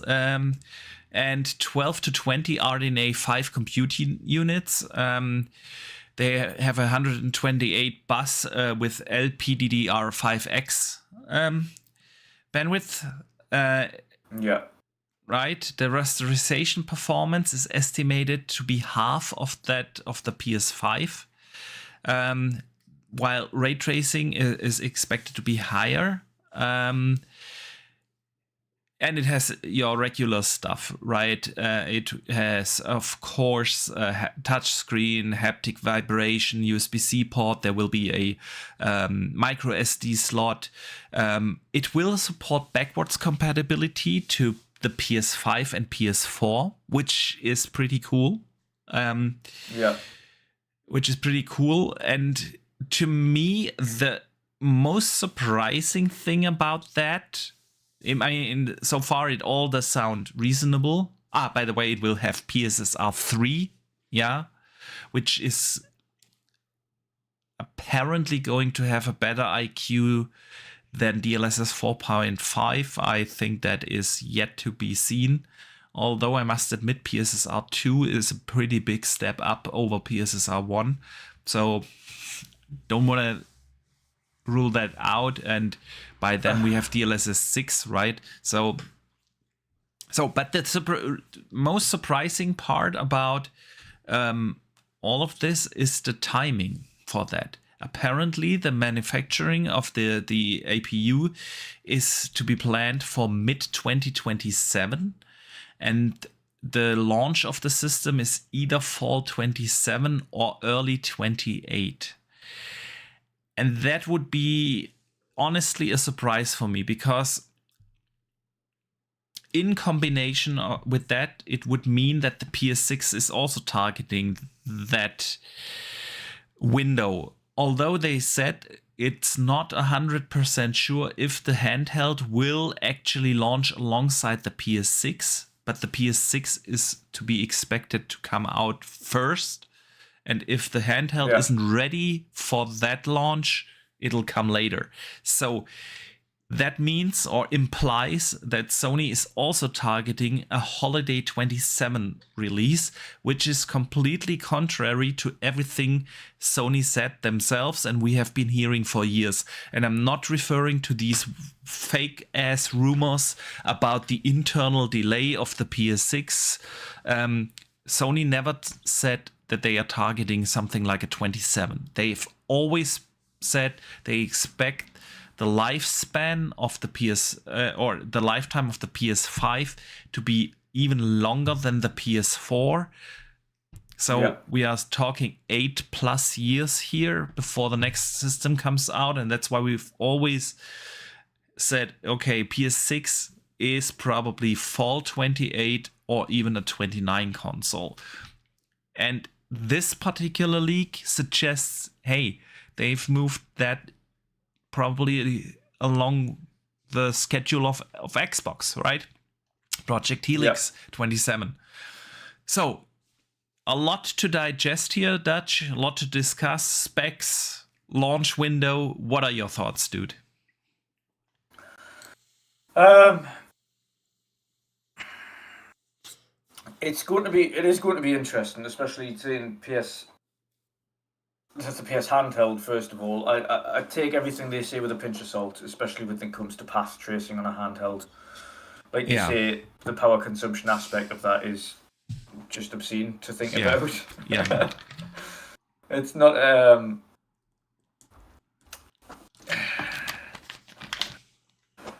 to be able to carry that out on a handheld device, it would need to be more powerful than the current PC handheld devices. Yes. Which would put the price bracket up significantly. Kepler said that this APU is called Canis, right? Is likely to beat the Z2 Extreme of the Xbox LEX in performance, but he's also mentioned that it doesn't come off as a powerhouse thing. Yeah, I mean, realistically, if it let's assume the leak is correct and it comes in fall 27 or early 28. We are talking about 2 years after the Xbox LEX. So yes, I would absolutely assume that it has more power than a 2-year-old system. In tech, that's quite a long time, right? Yeah. Yeah, 100%. I mean, it'd be interesting as well to see how they're going to distribute their games. Is it going to be going back to some mad media that doesn't exist anymore, or are they going to be like, because the PSP didn't have regular media, it had, what was the type of drive that it was? It was some weird kind of cassette disc type thing. Yeah. It wasn't quite the D drive disc. It was kind of in between. Yeah. I know what you mean, but I don't think. See, the PSP, the PSP was a fantastic console handheld. Don't get me wrong. The thing is, it never ran the actual same games than your home console, right? It was always. It was the same with the OG Game Boy up until the Nintendo DS, right? That developers had to develop different games, and I'm not just talking about a different version for that particular handheld. It was just like there were PSP games and there were PlayStation games, right? Very different games. So yeah. Sorry, I interrupted you there. No, it's all right. It's all right. They are entirely different games, but my point being is, how are they going to do the media on this thing? Is it going to be digital only? And if it's going to be digital only, that's absolutely it's going to be thing. Yeah, it's going to be digital only. Then they're going to obviously control that pricing aspect of it again on the digital storefront, and then nobody else is going to be able to buy it. And the issue you've got there is, because it'll be digital only, they don't have a distribution method for digital-only games anymore, because they got rid of digital-only game distribution, which means that they have to buy them on the handheld itself. And because of that in itself, which is an issue, they'll have an issue where people can only go to their storefronts. So they've got limited market as it is just via the distribution method. Whereas at least with the Xbox and Xbox handheld games, there is still codes available to go out and buy on the open market. And therefore, the distribution method of games that you can buy is significantly easier to get a hold of. I mean, the difference is that on the Xbox and the Xbox handhelds or the PC handhelds, you have access to Steam, you have access to Epic, you have Xbox to the actual Xbox store, and so on. Yeah, that's the difference. It's both are digital only consoles. Let's not kid ourselves. In the year 27, 28, the consoles will not have discs. Neither the home console nor the handhelds will in any way, shape, or form be built around a physical distribution. It's all going to be digital only. Yeah. I think in general, the specs look realistic. It's nothing in there where I say, okay, this is too much. It'll be interesting to see the 15 watt power consumption, which is really not that much. Maybe they are targeting more battery lifetime rather than performance with that thing. There will be obviously a docked mode, which then helps maybe to boost performance a little bit, but just like it does with the ROG Xbox LEX, right? If you plug it into a charger, that's cool. To me, it makes kind of sense for PlayStation to develop such a thing. It'll be interesting. I've seen the comment from Pixel Slapper in the chat who says, the Series S, all of a sudden it's not that bad anymore.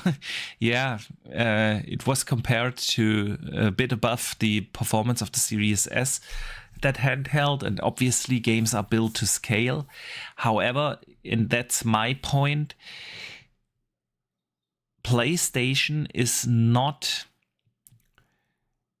providing the same scalability for their games than Xbox does, because Xbox has always, even prior to the Series S, well, not always, but for well above 10 years now, they have released every game as well on PC. And the PC version is always built to scale across different hardware configurations and different power performance. And that's why scaling for a Series S was easier for developers, because the PC version was already there, right? Yeah. And PlayStation games rarely come out day and date on PC. The PC version is always an afterthought. The PlayStation developers had always just one hardware configuration to build for. That's the PS6. And they are introducing now with this, obviously, a second SKU for a game or for games that do not have a PC version.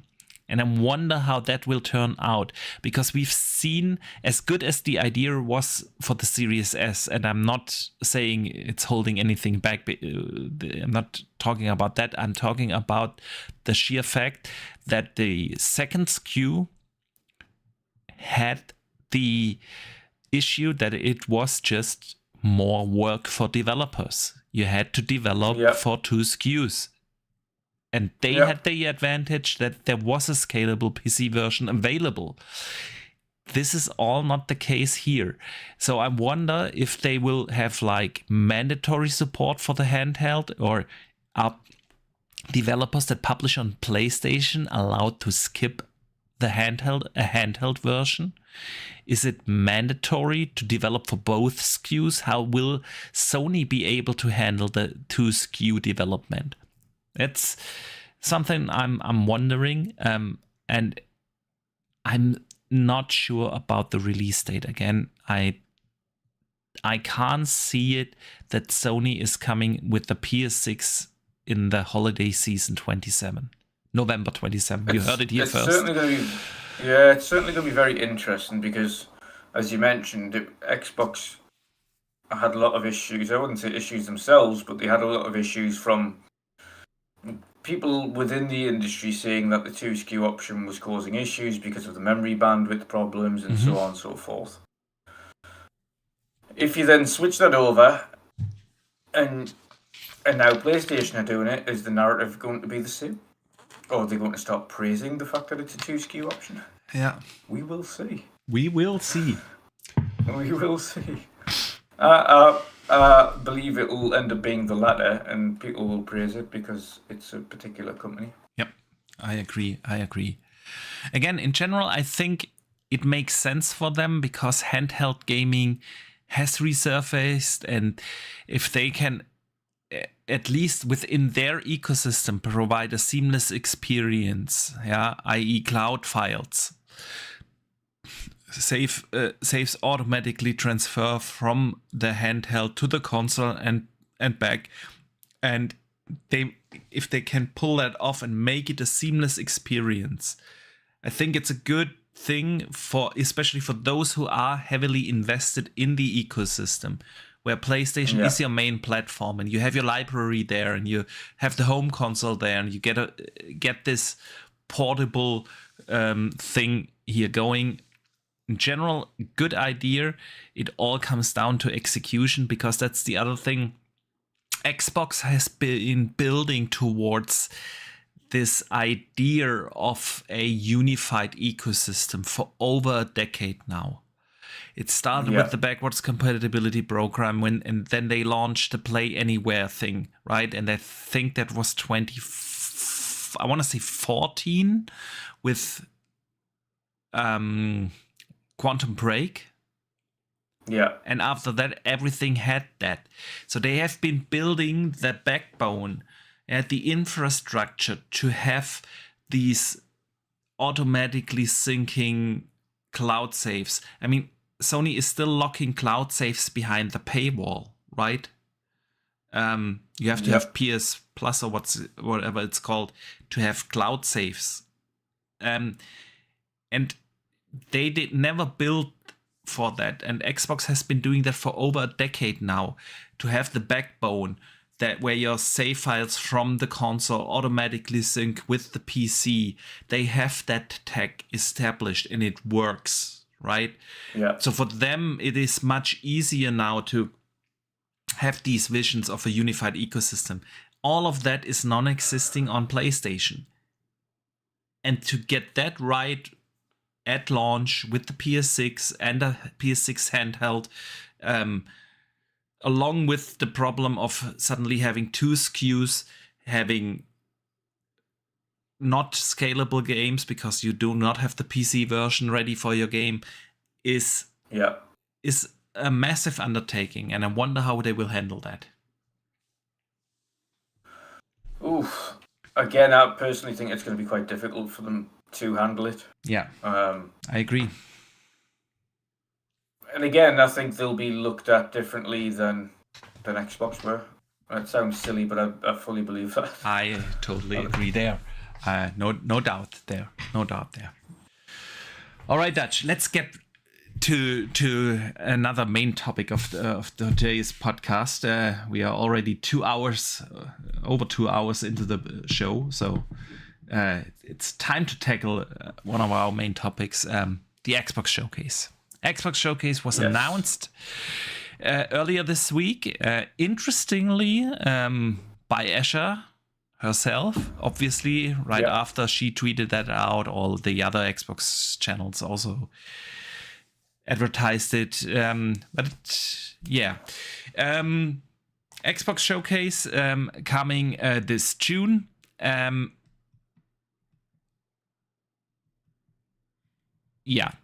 Coming. Sorry, I totally blanked there. Blanked there. June 7th. It's coming. June Xbox Showcase is coming. It's coming. It's coming this June. And there will of course be a developer direct, like they had the last 3 years, right? Where they had Starfield 3 years ago, then Call of Duty, and last year Outer Worlds 2. This year it's gonna be Gears E-Day. Let's start with that before we get into the showcase itself. Gears E-Day is getting a developer direct right after the showcase. Headlining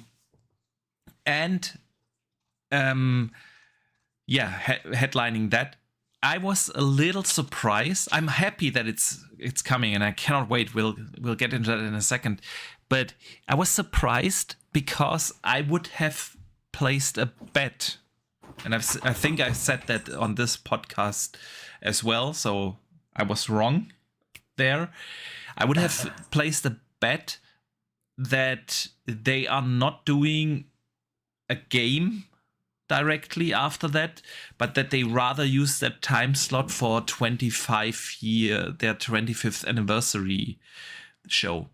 I could have sworn 25 years of Xbox, right? You're getting the showcase, and after that they are not highlighting one particular game, but they are highlighting 40 minutes long the last 25 years of Xbox, and probably talk a little bit about the future and what made the brand great, and that they use this time slot for the 25th anniversary celebration. They are not doing that. I'm surprised. I'm glad Gears is the headline title, because, man, I love Gears. I've said this all the time. As much as I enjoy Halo, Gears is my favorite Xbox IP, right? I'm a Gears head. I love that franchise. I love the single player. I love the multiplayer. I cannot wait for Gears E-Day. E-Day, we've had the teaser trailer last year, right? Where they've shown they're going. It's going to be a prequel. It's gonna play on Emergence Day, right? It will tell the story from the get-go, from how the Lancer came to be, how Don and Marcus Phoenix met, and they are going back to the more darker vibes, because as good as Gears 4 and 5 were, the art style was pretty colorful, right? They didn't have these kind of little horror vibes in there anymore, and so on. And I love that they are going back to the more darker, grittier vibe, the more horror-esque vibe, the brutal, dark Emergence Day. And I cannot wait to see the first Gears developed in Unreal Engine 5, right? Because if one developer can master that engine, it is the Coalition, absolute masters in Unreal, and I've zero doubt that they will be absolute masters in Unreal 5 as well. But it's the first game from them. I cannot wait to see how that looks, how that plays, what they are doing with it. Before I give some speculation about what I hope they would do, what are your thoughts, dude?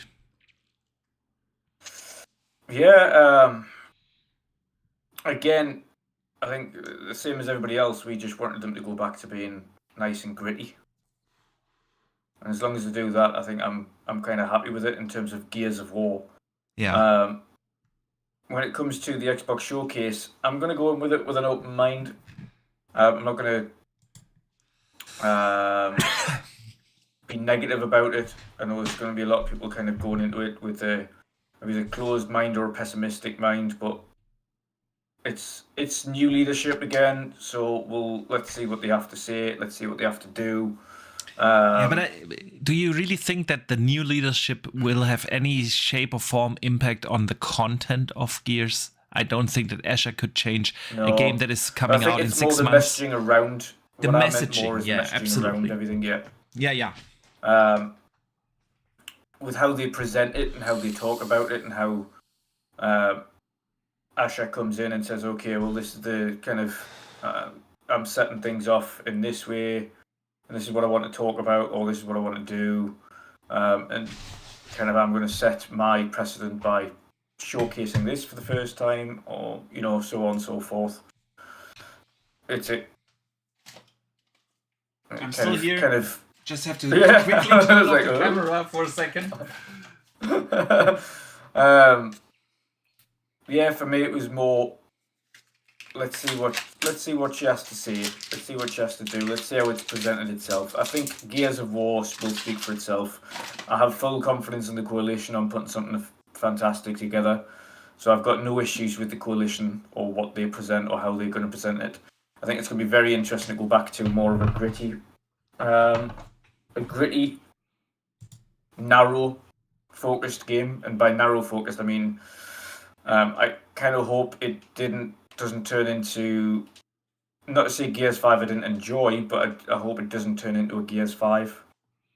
Yeah. Where it was kind of a little bit a pointless open world. It was kind of open world for the sake of being open world. Agree. I don't need open world elements or open areas in my Gears game. I just want to have a straight linear experience that is crafted well. Exactly, and that's all I want them to do going forward, and that's what I want them to get back to, is just a nice straight linear experience that's crafted well. That is going to be memorable and take us back to traditional Gears of War. Yes. That's all I want to see from it. Agree. Definitely the linear thing needs to come back. I hope they will bring back, of course, the classic Gears multiplayer modes. Yeah. Your Horde mode, your PvP, regular arena style modes. I also hope that they will bring a new mode, something. I mean, we've seen extraction shooters being very successful at the moment, right? From your Helldivers to your Arcs to your Marathons. Well, Marathon not really successful, but anyway, IGN gave it a 9, dude. How can they give Crimson Desert a 6? You know why. And a Marathon a 9. Come on. You know why. It's. You know exactly why, Boxy. I know Just why. Say the words. I know why. Words. Yeah. Anyway, something like that. I'm not saying they need to turn Gears into an extraction shooter. No, that's not what I'm saying. But something that a mode, that's exactly right? What you're saying, isn't it? You want Gears to be an extraction shooter. I mean, if it's really well done, why not? The multiplayer again. But the thing is, something like that as an additional mode. You still have your regular Horde, needs to be in there, right? You have your arena shooter mode, but as an addition, a new multiplayer mode. This is what I definitely want.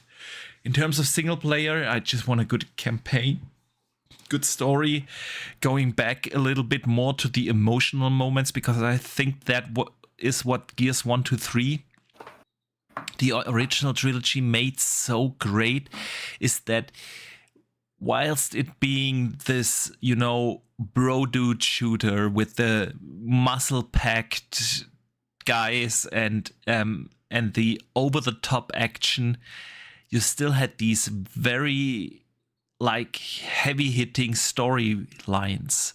I'm not spoiling, but what happens in 2 and especially 3, right? It just sticks with you, and this was so well mixed in this ridiculous action game that, and these kind of games that have such a over-the-top action theme usually do not have those kind of stories. And I think that what's made Gears, right?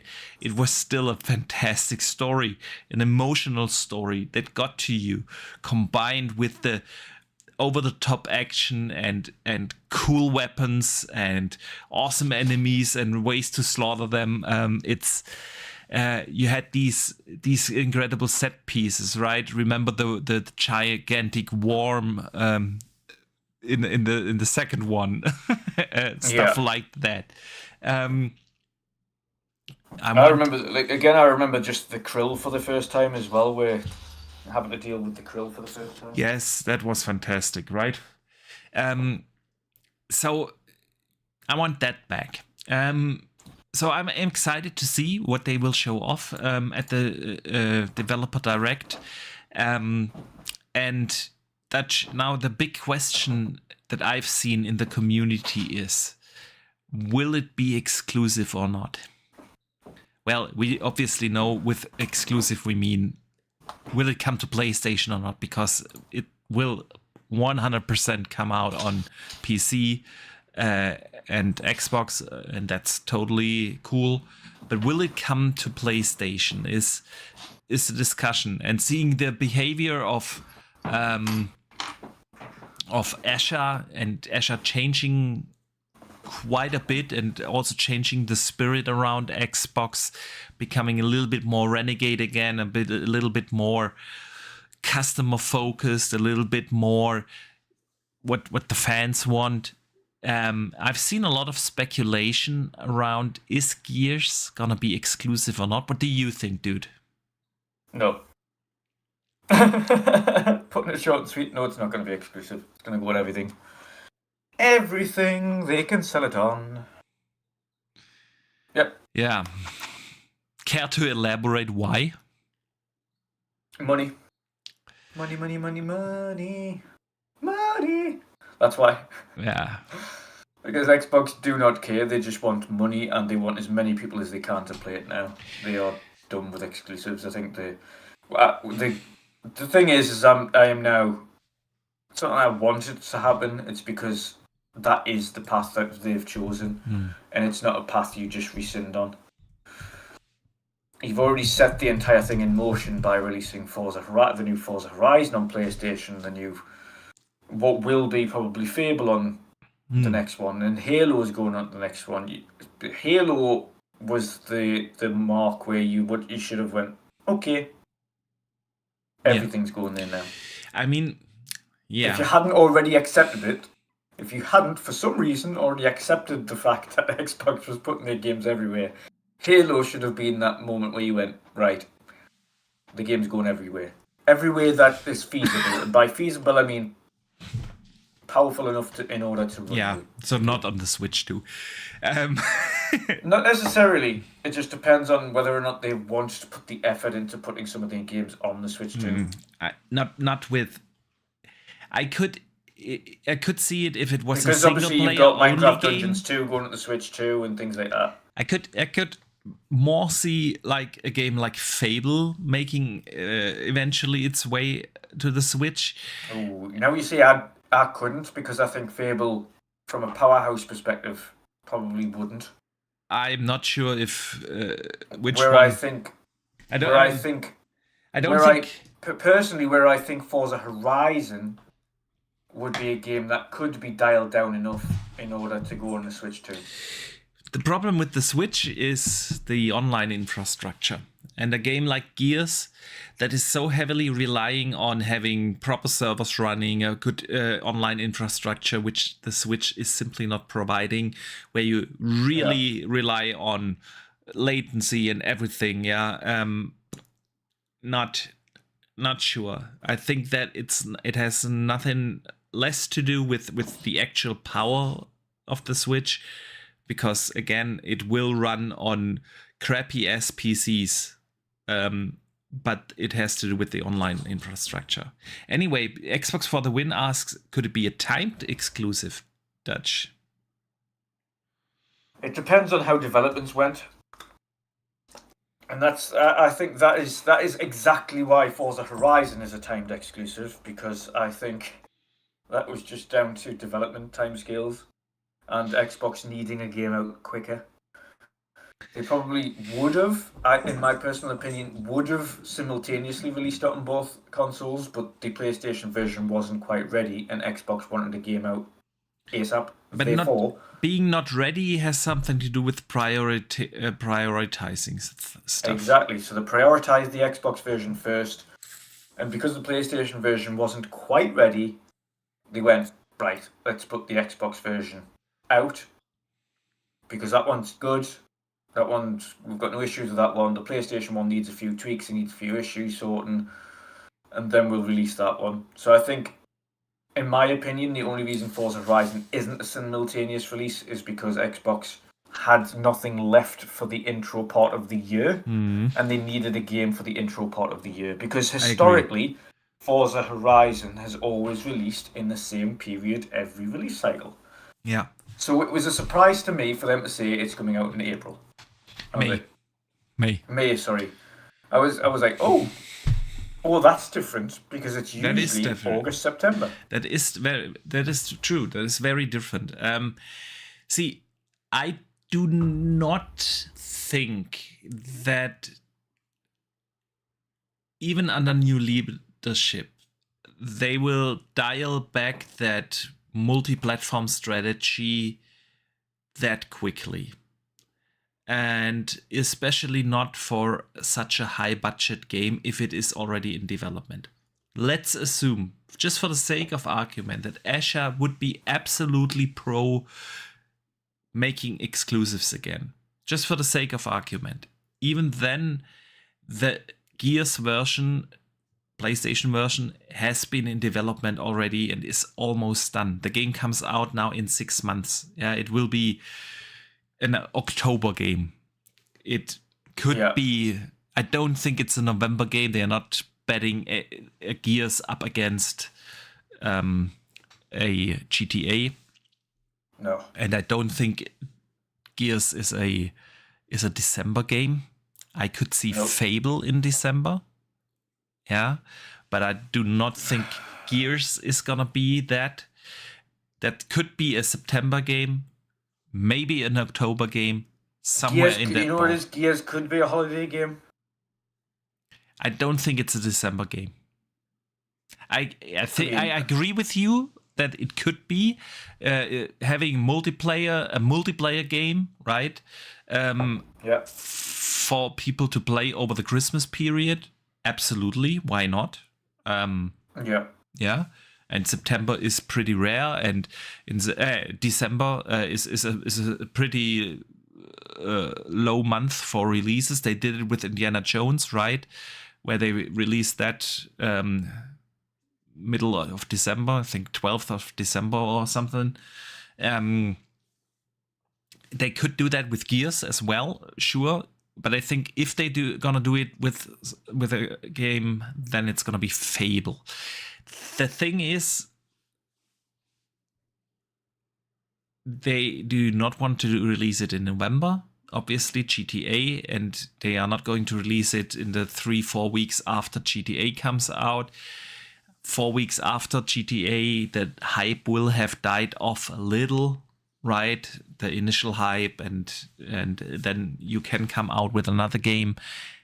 Don't think that they would do a multiplayer game in December, because especially with multiplayer games, the first couple of weeks after launch require a lot of server maintenance, and patches need to come out and things, and that is not the case for a Fable. And the fact is, if you release your game, let's say middle of December, right, everyone will be gone on vacation after that. The Christmas period, right? So I don't think that they are going to do that to themselves and release a multiplayer game that requires server maintenance and patches and stuff right after launch. Not gonna happen in December. So anyway, Gears we are round about 6 months, plus minus a little, away from Gears. And even if Asha would assume, we assume now, and even if Asha said, we need to go back to exclusives, they will not just can the existing PlayStation version. If Asha is ever going to change that strategy again, and I'm not saying it cannot happen, because Xbox has switched their strategy and their messaging and the way how they handle things so many times, why not change it again under new leadership? Could happen, but it's a different discussion to be had. Of course, I think Gears is going to come to PlayStation. If it's going to be some sort of timed exclusivity, I agree with you, only if things don't really line up in development. But on the other hand, you never know. It's the issue with Xbox, right? They are so not consistent. One game comes day and date to PlayStation, the next game doesn't, and you can always find arguments and reasons for why that is. The PlayStation version isn't ready, or this or that happens, and at the end of the day, sometimes games come day and date. Sometimes they have some sort of timed exclusivity, even if they are not marketing it like that. They are not marketing Forza to be a timed exclusive. It's just, it's not coming day and date to PlayStation. It comes a little later. It's kind of weird with their messaging. And I think the messaging around it could definitely change. Because so far, the first 5 weeks or so from Asha have been way better in the way how they handle things and communicate things than we have seen over the last 2-3 years from Xbox. So messaging could be better, but I don't think Gears or the fact that Asha is there now has any impact on whether Gears is going to be exclusive or not. No, I think it's already set in stone. I agree there. Xbox for the win asks, so what is the return of Xbox if Gears E-Day and other games aren't exclusive?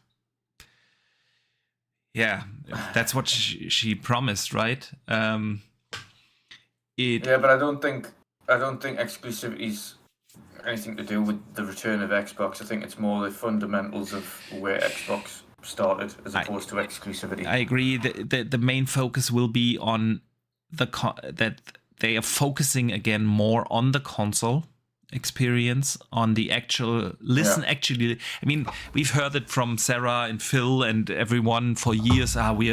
Please give us feedback. We're listening to the community, when in reality they didn't.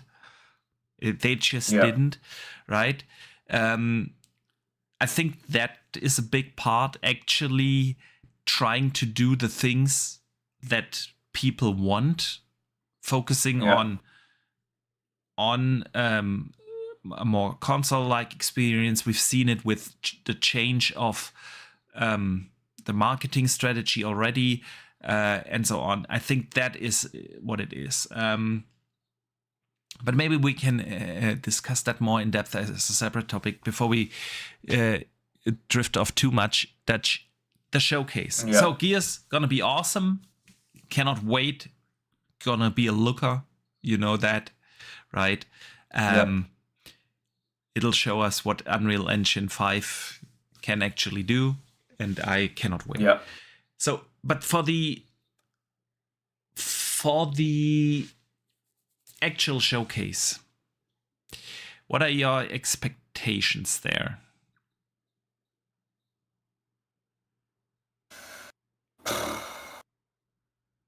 I mean, the big question is, are we going mountain?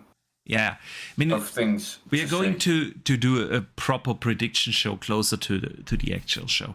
I'm just more talking about, well, they have two things going on at the moment, right? The one thing is the 25th anniversary. I do not think it will be there.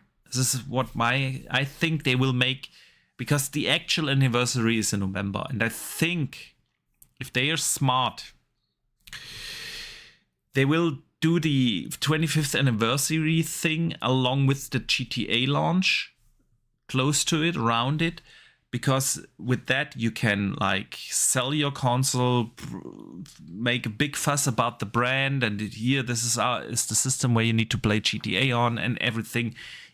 I think 25th anniversary, there might be a dedicated show or dedicated stream or something, but I don't think showcase in June is around 25th anniversary. They will mention it, of course, yeah, but it's not going to be around that.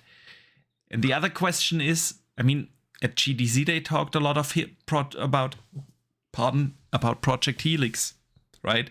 Yeah. Will we see hardware at the showcase? Or infos about the Project Helix? Yes, definitely info. 100% info. Will we see it? Probably not. Probably not. I definitely think we'll get information about it, a little bit more detail about what we can expect. But do I think we'll see it? No. No, I don't. I don't think we will see any of it. I don't think they will mention it. Maybe because mention they've already kind of mentioned it now, and they've got the thoughts behind it. Should we say they've got people thinking, okay, so what is this? Yeah, I think it would be a miss up now because what's the point in mentioning it at all now if they're not going to bring it up at all at the showcase? That's my only thing. I mean, maybe they mentioned that it exists in the way. So, and we are working hard on our next console, the Project Helix, something like that. That is a mention. I don't think we will get any additional infos, because the next time they properly talk about Project Helix, they will have to maybe not reveal the form factor, but they will have to reveal any significant details in terms of either specs, what are the specs, and or how does it work with Windows, what's the experience gonna be like. They will have to talk about something like that.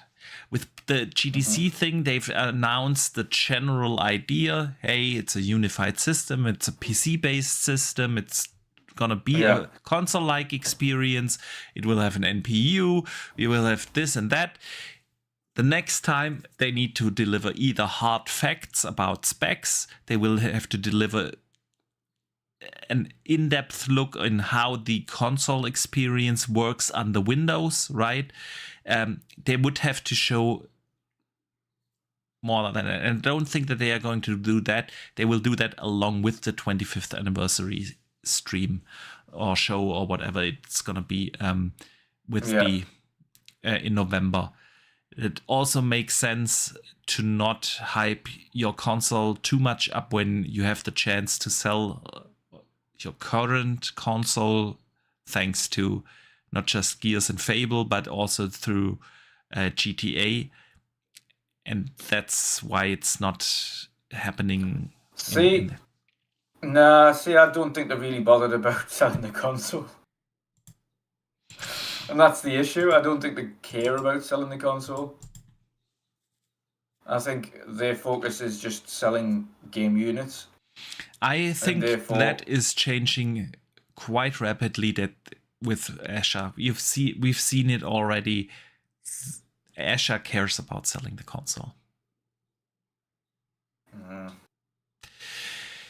So, in general, I'm excited for the showcase, Dutch. We will do obviously an in-depth prediction show closer to the actual showcase.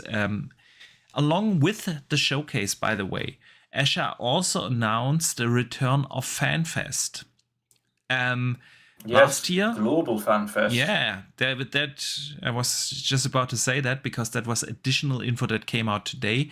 But remember, last year they didn't have Fanfest, and I thoroughly thought, okay, this is gone for good now. It's just a cost saving, and once you get rid of something, usually you don't bring it back. Look at PlayStation; they had their showcases and they never brought them back. We haven't had a PlayStation showcase in 3 years or so, and I hardly doubt that they will ever come back. I don't think that Sony sees a proper showcase as the necessity. Which is very strange. Yeah, they will just rely from now on the state of place. And so this was a surprise. And then, like you said, additionally, today they announced, also again, Asha announced it. It's kind of interesting to see that all communication is now done through Asha's account, right? That they will do a global Fanfest, not just in LA, right? But also in Cologne, here in Germany, in London, in Los Angeles, Mexico City, Seattle, Sydney, Tokyo, and in Toronto. And honestly, I absolutely love that thing. I mean, it's great that they brought FanFest back, but let's be real. Having only FanFest in LA for people to fly down there and sit in the theater and watch the stream together, and is cool, but it is something that only, well, like certain content creators would actually participate on. And with limited tickets, obviously, and for most people, high costs being involved to actually get there. You can only afford that if you make some sort of content and make it somehow back. Now they have FanFest all over the world, right? Well, not all over the world, but in major other locations for actual fans, right? And I think that is fantastic, a fantastic move. And I can't remember that they've done something like that in the past. It seems to me that this is actually something that was probably initiated by the new leadership. On relatively short notice, you can't even apply. You can apply only for the Xbox Fan Fest in LA, but the others you can't really apply for yet. It feels like they've set those up on short notice, which is fantastic. Cologne, here in Germany, London, maybe for you. I need to check with the wife and the kids and the job. But it is like a 5-hour drive from where I live. It could be an interesting thing, man. What do you expect? Usually at the LA thing, we had guests. I mean, I've been to a FanFest before. FanFests themselves are more like the ability for Xbox fans to go and play some of the Xbox games before they hit the market, which is one of the benefits. Obviously, you went to the FanFest at Cologne, so you know exactly what to expect from a FanFest. Yeah. Are these FanFests? What I didn't see there, are these FanFests based around the showcase? Yes. Well, then, of course, it would be likely a live watch party. A live watch party is what I expect, and probably some stations to play some games. But it's going to be a watch party. It's mainly going to be meet and greet, I would assume. And that's why I wonder, because in LA, you usually have high-level guests, right? Phil Spencer was there, Sarah Bond was there, I don't know, Matt Booty was there, Jason Ronald, and all those guys. Aaron Greenberg, of course. I wonder if they will now all fly to LA, or if they will, like, Asha is doing LA, and Matt Booty is doing London, and Aaron Greenberg is doing Cologne, and you know what I mean. Yeah. No, I think what will happen in the certain locations will have the regional guys doing them. Obviously, you know the regional woman from Germany. Of course, those will be there, obviously. Yeah, that's why what I said. Regional. Some of the higher level, if they are all going to LA, or if they will, you know, let's send Aaron Greenberg to Mexico City, and we send Matt Booty to Cologne, and we have, I don't know, Asha than in LA, and it's gonna be interesting to see. Yeah. Oh, it's definitely going to be interesting to see, but I don't know. I think personally they might not do it like that, but I think they'll have, like I say, the regional heads of each place going to each. As opposed to the Americans. I don't think I think they'll just stick to the LA and have that as the focus, and then the regional ones will stick to being regional. I hope they do it differently, but it's most likely that they just all go to LA, and like you said, the regional heads here in Germany, that's Maxi Graf, right? I don't even know who it is for the UK anymore. It'll probably be someone from one of the streaming services. Yeah. Because they've obviously got the Xbox show and the Xbox On stream, so it might be the Xbox On guys that do the UK. Yeah. Let's see. We shall see. All right. Anything you would like to add to the showcase?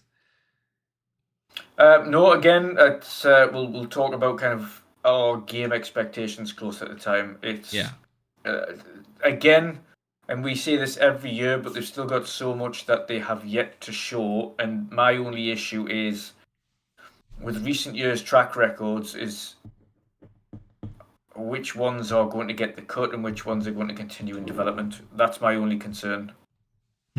Because things like State of Decay 3, it's a surprise to me that hasn't been canned. Mainly because it's taken so long.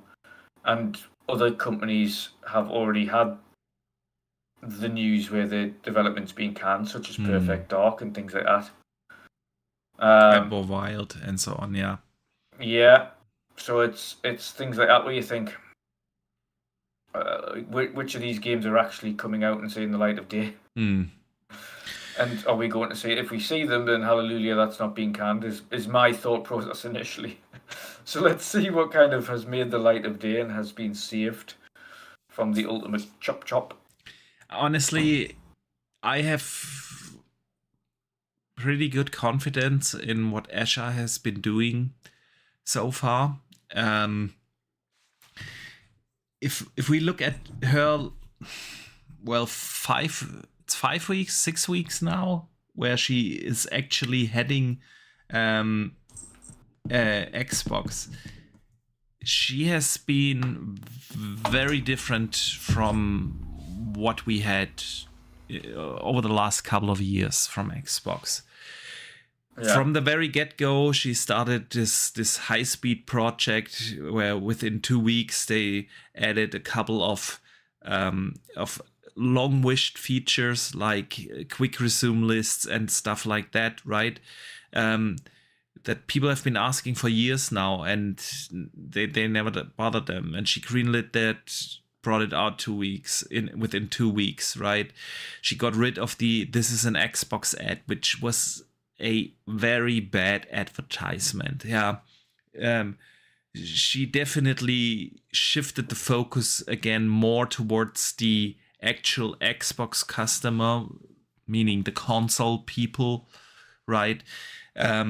Noticeably, she brought back Fanfest. She did, for the very short time, quite a lot of things, and you can feel definitely again a little bit better energy around Xbox. And I do believe we've had the discussion about different Gamepass tiers last week, right? Which, by the way, was funny. Last week you said, when we had the Gamepass tier thing, you said, hey, I would assume that they do a first party only tier, right? Where you have a Gamepass tier that only provides the first party titles day and date. And literally the day after our podcast, Jess Corden and a couple of other insiders broke exactly that news. It's almost like I know what that is. It's almost like you know something, dude. It's almost like you know something. But anyways, it would just make the most sense. Like sometimes you have to just follow common sense on these things and just think what makes I was sitting there last Friday reading that, it blew up all over my timeline, and it was like, dude, that's exactly what Dutch said yesterday in the podcast, right? Yeah. And this is bearing in mind that I do not keep any form of connection to the Twitterverse or anything anymore. I literally do not go on it. I barely keep an eye on gaming news now. My gaming news is predominantly through Boxy, and it was me that suggested that the Boxy is an idea. So it's not like I've got my information from anywhere. It's just for me, as a person that works in business, it makes the most sense to do something like that. I just wanted to give you credit for that, man. Thank you. I'll take it.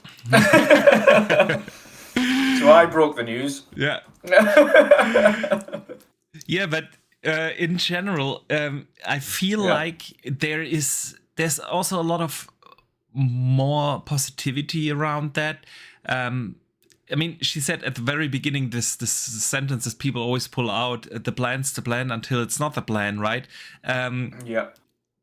Which also brought up the speculation around, are they maybe shifting again their strategy when it comes to exclusivity and so on? I don't think you will see ever true console exclusives again, because they are moving fully towards Windows now, so it's all PC.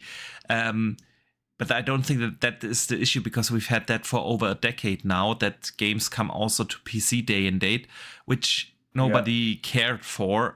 Well, people cared for, but nobody had a problem with, right? And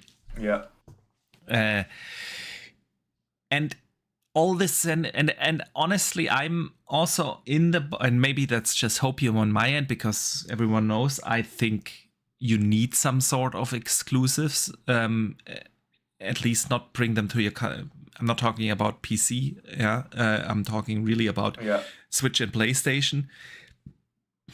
You need a unique selling point for it to be successful, and I think we need better competition in the console space. So Nintendo is doing their own thing, and Sony definitely needs a strong Xbox console as a competitor, and the only way to have a unique selling point is through games. And it is the only platform I can think of that does not have any sort of exclusive content. If you think about other entertainment formats like Netflix or Disney, they all live through their exclusives. That's the only reason 100%. Why we also have multiple subscriptions, right? If you think about, I don't know, even books. Yeah, there are exclusive books you can only get through Kindle, right? It's like, it is ridiculous to think that with this Kumbaya idea, you will ever be able to sell your product. And if the product doesn't sell, it will eventually cease to exist. And if that's not the case, the others will not see you as a competitor anymore. And then it would be Sony alone in the console space, and I do not want that. I want strong PlayStation and a strong Xbox, because competition is what we gamers actually benefit from. And I'd rather not have, and people always come at me when I say this, like every time I get this in my comments, why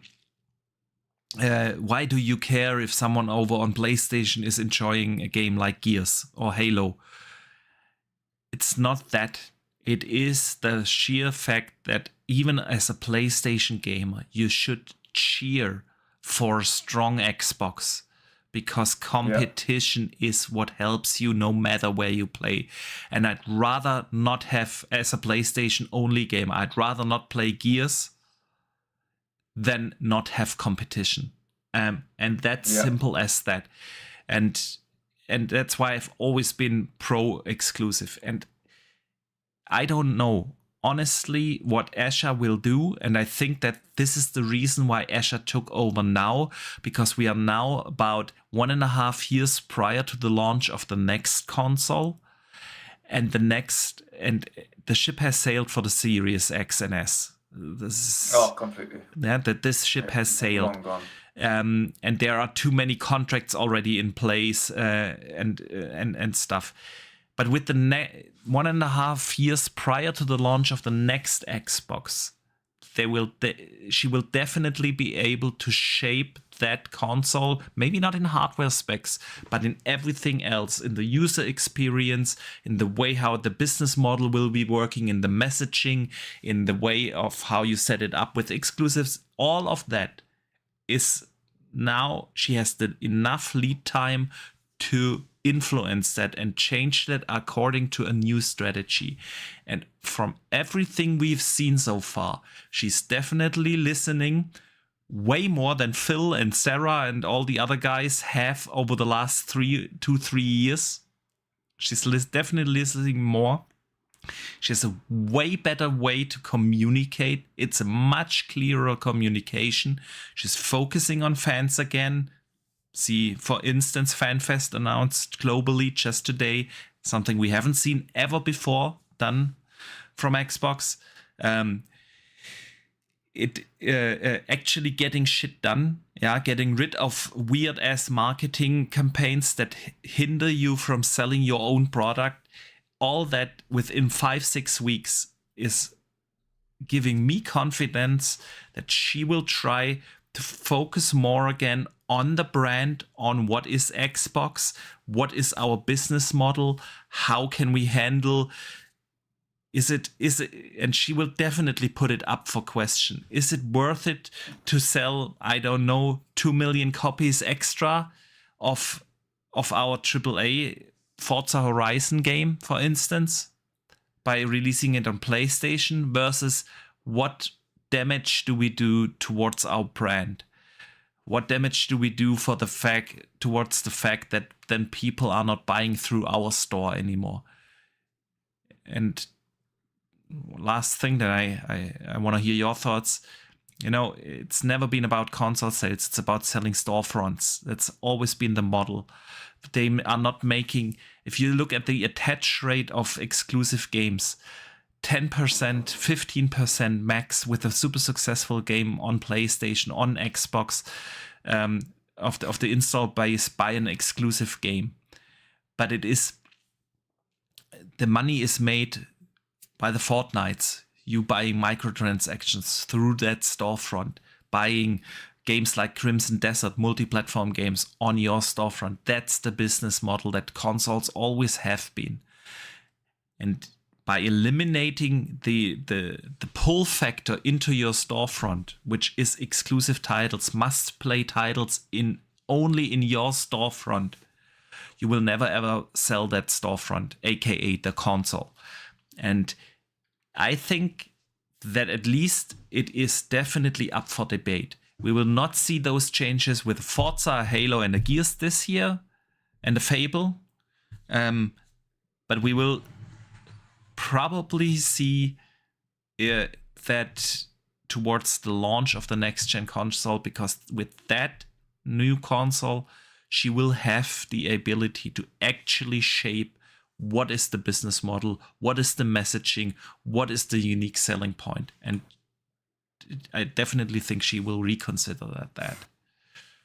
Do you know, I have a fun conspiracy theory, and you might believe it, you might choose not to believe it, but what if, and have a think about this, what if Phil Spencer, before he decided to retire, knew that the direction that he was going wasn't working, and in order for Microsoft and Xbox to save face, should we say, going forward, and this includes hierarchy above them, they came up with a plan to go, right, we know that this is an Xbox thing isn't working.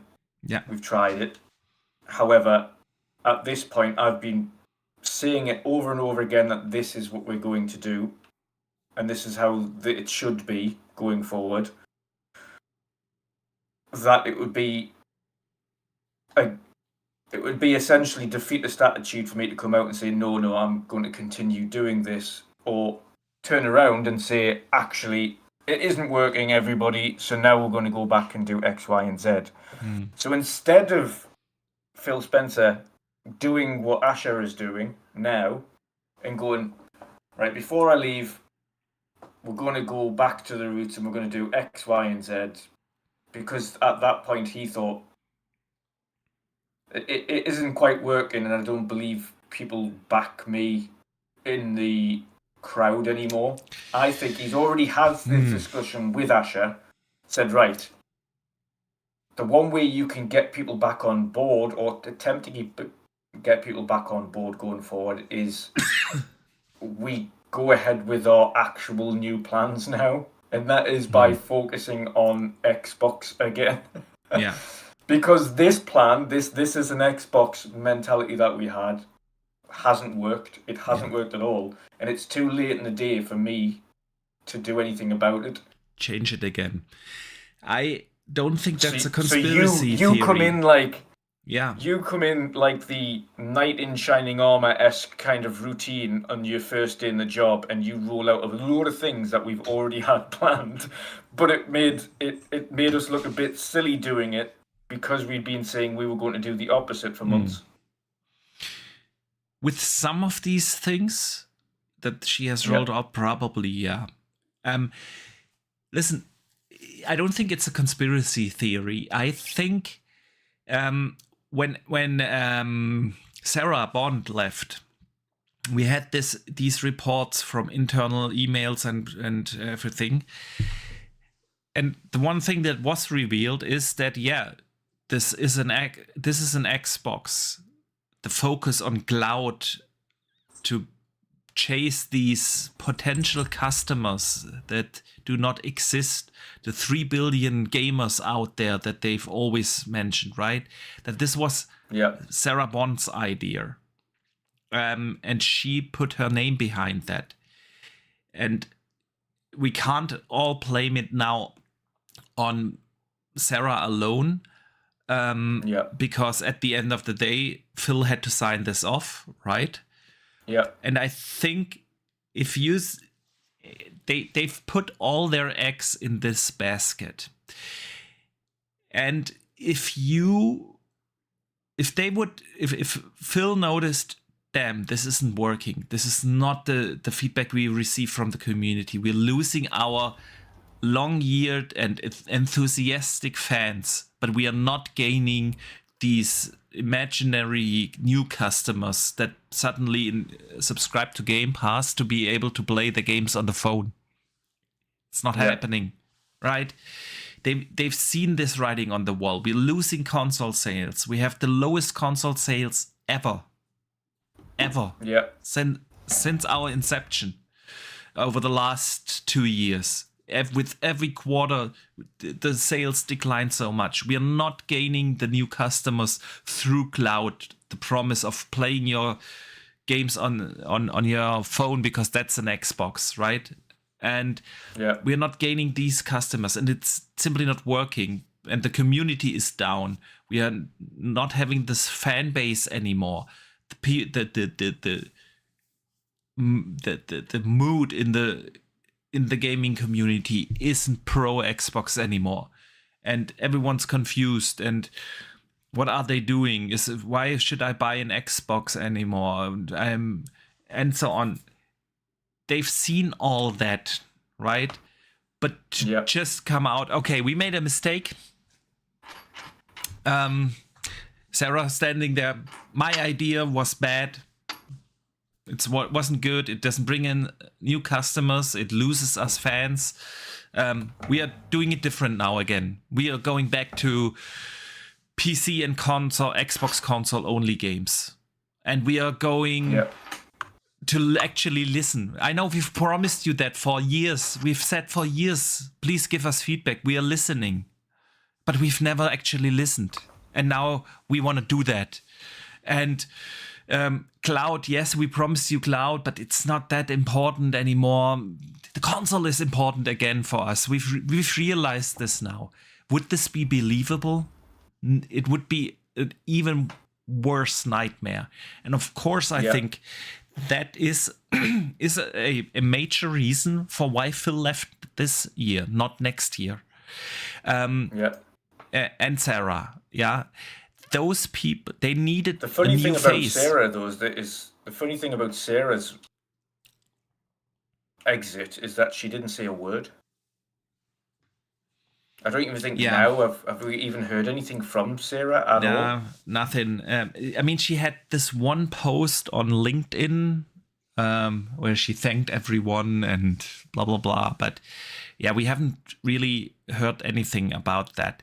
We've had this one report from, I think it was either Tom Warren. I think it was Tom Warren who broke that this is an Xbox was her idea, that she was hard to work with and that she didn't allow for criticism, and this report we had that, but this wasn't officially from her. That was like a report. But the thing is, again, what if Xbox wants to really change something on the strategy that they, or the path that they have taken over the last 2 or 3 years, right? Yeah. Which, as good as their games were, they had finally their game pipeline together. But the messaging around the ecosystem, the messaging around Xbox, the not having a unique selling point anymore, the completely neglecting the console, right? Which is Xbox, right? Still more than PC, still more than cloud and everything else, and your refrigerator, and I don't think that they could have done a change in messaging with the same faces. They needed to have a new face, and they needed to have new leadership for that. And that's the reason why he left now, and why Sarah left now, and not a year later. Because a year later, it would, again, the lead time for them, it's all focused now on Project Helix. We need to get that right. And everything that we want to change, and maybe that's not set in stone just yet, but everything, people need time. Leadership also needs time to turn that ship around, to get that messaging in place, to make what's the business model, figure out the business model for the next gen, what's the messaging behind the next gen, what are the features that are provided, what is the user experience that is provided, what's the unique selling point going to be, to figure all that out. And even if Phil already passed on some ideas, she needs time to adjust this ship.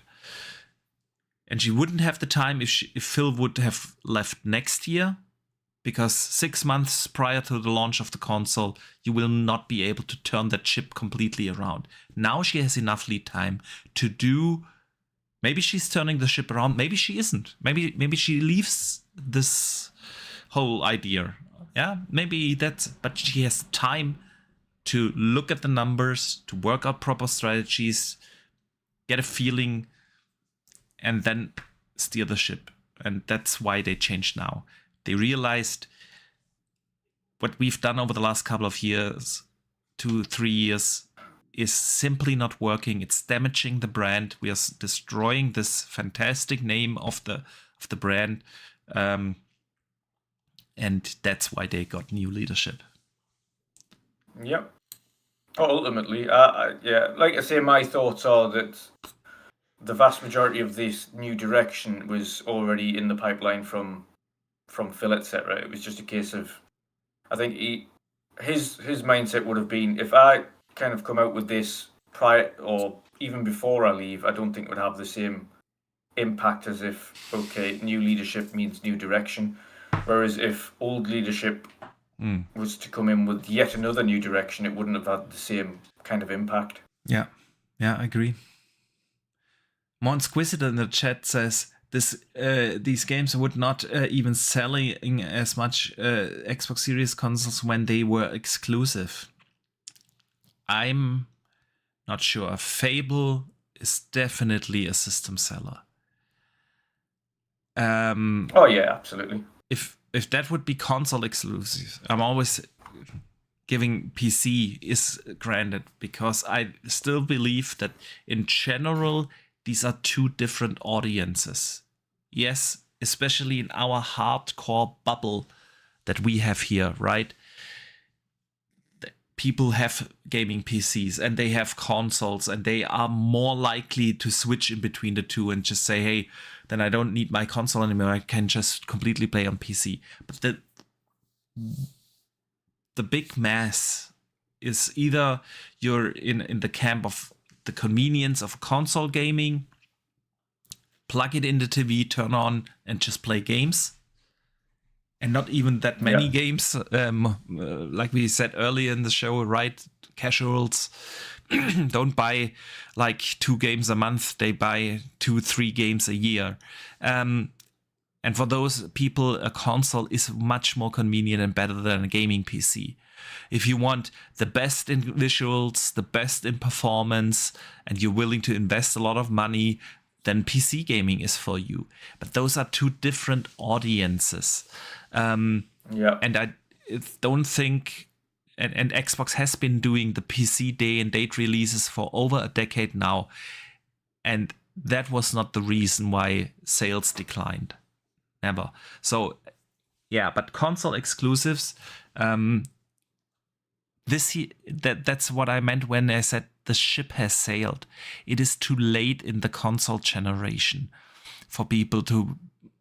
Would you even? I think Fable is a system seller, yes, but not a year before the next console comes out. Are you actually going to buy a Xbox Series X in December when you know, okay, next year the new one is coming out, just to be able to play Fable? This is too late, but this is different with the next gen. Because the next gen will start with a good continuous stream of games coming. Yeah, we will, if we're talking fall 27, right? What is fall 27 is probably going to be Halo. It's probably going to be State of Decay. It's probably Clockwork. Yeah. And then this stream of continuous possible exclusive games, right? Continues throughout 28, 29. Xbox didn't have that this gen. Yeah. It wasn't until, well, end of 24 until they really started with a continued stream of quality games coming. They are now in this position where they can release 4, 5, 6 quality games a year, and they will be able to continue to do that throughout 27 and throughout 28 and 29. So the start of next gen is different. This year, I'm with Monsquisitor. This year they wouldn't need. It's the only potential system seller this year is GTA. Yeah, but that goes for all of them. This late in the console generation, the ship has sailed. Yeah. I agree. Xbox for the win says, I just think Xbox should have held out going multiplat this gen. We really did not get to see the full possibilities of Bethesda and Activision being exclusive. Yeah, that's exactly the thing. It took them many, many years. It took them like 6-7 years after buying all these studios in 2018 and so on, right? To finally bring out games. And as soon as they had the games, they took them to other consoles. And yeah. Well, this is the thing as well with regulators, and regulators would have had their name on it. But regulators, I often think they only had their looks at Call of Duty, and everything else, no regulator cared. What they don't seem to think, they're like, oh, we need to protect competition. But what they never seem to understand is that sometimes by restricting competition, they are also damaging competition. Yeah. And in this case, I believe that is the case. By restricting that competition. But what did they really restrict? the regulators didn't really restrict anything. Well, yeah, by saying that essentially, oh well, we believe you're going to damage the competition by keeping X games and X games exclusive. I think personally, a lot of the wording would have been, oh yes, it's around Call of Duty, but I believe they would have had swift ears around them about we're concerned about other games going to it, and then private words would have been had to say, okay, well, we'll put other games on the other platforms, and then the strategy shifted entirely because they overcompensated. Yeah. But I think, in my opinion, a lot of it is down to the fact that sometimes they are overcompensating for that, and because the regulators got involved to that nth degree, it has caused damage to competition in the space, and I think overreach in regulation. And we know that because the person who was dealing with, especially over in America, overreach was the case. It was a significant overreach and power, and I mean, they reviewed it after the fact and they were like, "What are you even doing? Like, this should never have been an issue." Yeah, but it was. Agree. And I think that's caused Xbox the pain, but I think also them trying to appease the regulators in order to get it done was part of the issue, as they kind of appeased them too much. Yeah. Agreed there. Dutch, we are way above the 3-hour mark, and we still have the community questions to get to. So... So much for today's gonna be a shorter podcast. We're off work tomorrow, though. We're off work. That is true. You don't have to get up early tomorrow. Well, you might with the kids, but I don't. The kids are so excited for Easter, and especially they are super excited because we are going to the Mario movie tomorrow. Oh, the new one! I completely forgot that was out. Yeah. We're going to watch that on the world's largest IMAX screen. I have the absolute awesome fact that I live like it's 15 minutes drive to the world's largest IMAX screen. And that is fantastic. And we're going to watch that movie tomorrow. And so I assume they are totally excited and they will be up at 6 a.m. or so. I know my kids. Yeah. I think we will have this discussion continued on, and we will monitor Asha's moves and Xbox's strategy and the way how they communicate a lot more closer over the next couple of weeks and months, and we will have that discussion again on what has shifted in their strategy, idea, and communication. Xbox for the win says fans are loving the new Mario movie. Yes, I've seen that, and I cannot wait. All right, Dutch, let's get to the community questions. Each and every Wednesday, you guys can write in questions or topics you would like us to discuss. We put up posts on the social channels here on YouTube, of course, on Twitter, everywhere.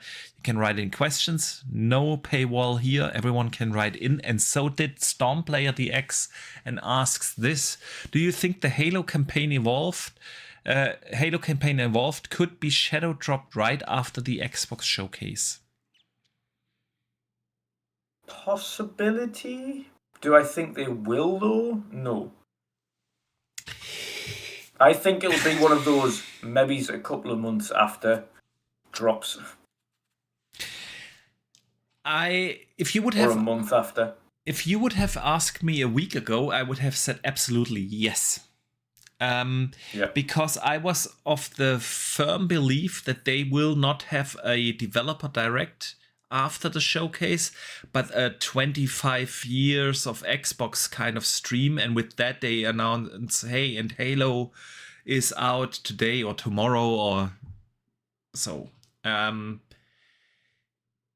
that they are not doing that, I still believe that they will release the campaign evolved thing along with the 25th anniversary stream, which is now probably going to happen in November when they actually have their 25th anniversary, and I think they will drop it there.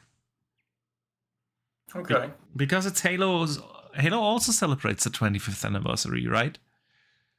And it totally makes sense to just release it with that celebration. Although I think November wouldn't be a good idea to do that. Yeah. But is that this year, though, that they've got the 25th anniversary? Yeah, sure. Yeah, me. I feel old. Yeah. Yeah. So, Sergeant Sentinel writes in and asks this. Do you think we could get a Nintendo Switch 2 bundled with the new Star Fox game allegedly dropping this summer?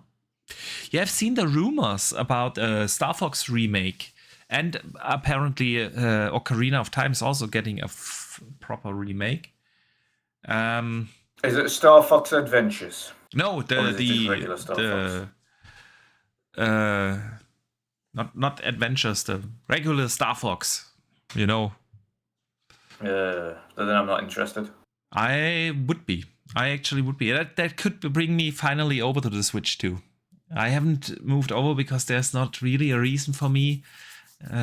Pokopia. But the highest rated, one of the highest rated games on Switch, and the highest rated Pokemon game ever. Yeah. Nah. I'm still. You know, saying nah? You haven't played it yet. No, I haven't. I have never played really a Pokemon game. So your kids will love it. Yeah, they would. They probably would. But they have enough other Pokemon games they can play on the Switch. I haven't. The Switch used to be one of my most used consoles when it originally came out, simply for the fact that it was a handheld. And you haven't played the new Donkey Kong yet either? Yeah, I haven't. And I probably never will. But again, the Switch, the original Switch was really one of my most used consoles because back at the time when it came out, I traveled a lot for work reasons. I had the handheld factor was fantastic. Then the PC handhelds came out, and I never had the need to play the Switch as a handheld anymore. And then I used it only as my exclusive machine for the few Nintendo games that I want to play, the Zeldas and the Marios and so on. And they haven't. I mean, Mario Kart, yes, is probably super fun, but it isn't enough. I would have played Mario Kart maybe 10, 15, 20 hours and then moved on to the next game. And then my Switch 2 would just collect dust. I have the ROG Xbox LEX for my handheld needs, and it plays actually the games I want to play with cross-save from my console and my PC and everything. I don't have that on the Switch. There's no exclusive title. Metroid Prime 4 was still coming out on the old Switch, and there was just nothing that just enticed me to buy the Switch 2 yet. That would probably change with a Star Fox game. That would probably change with a Zelda game or 3D Mario game. Yeah. But they are starting to put Switch 2 exclusives on there now, as you know. Yeah. Like the fact that both Pokemon games, Pokopia and Winds and Waves, are now fully exclusive, which is still causing rails up in the community, believe it or not. Yeah, I believe that. I mean, Pokemon's massive, right? But yeah, not for me. Yeah, so I need a Zelda. I need a Mario, a 3D Mario. I need Star Fox would be something I would definitely be interested in. And as soon as I have such games, I will probably pull the trigger. But as of right now, there's no reason for me to get a Switch 2. Absolutely none. So that's why I haven't pulled the trigger there yet. Anyway, Dutch. Yeah. Mambo Chess writes in and asks this: what strengths does Assassin's Creed Shadows, Valhalla, Origins, etc. have that Crimson Desert doesn't? Ha! That's That's for you to answer. Yeah, it's for me to answer. It's a tough question. See, especially Assassin's Creed Shadows, I really, really enjoyed that. I think it was one of the best Assassin's Creed games ever made. Valhalla, maybe not so much, but Shadows was fantastic. Yeah, I loved Valhalla, but that's because I loved the time period. Yeah, but it's you also love the feudal Japanese stuff. Yeah. So there you go. Shadows is fantastic. But Crimson Desert is just, maybe I would say the one thing that it does better is the upgrading system.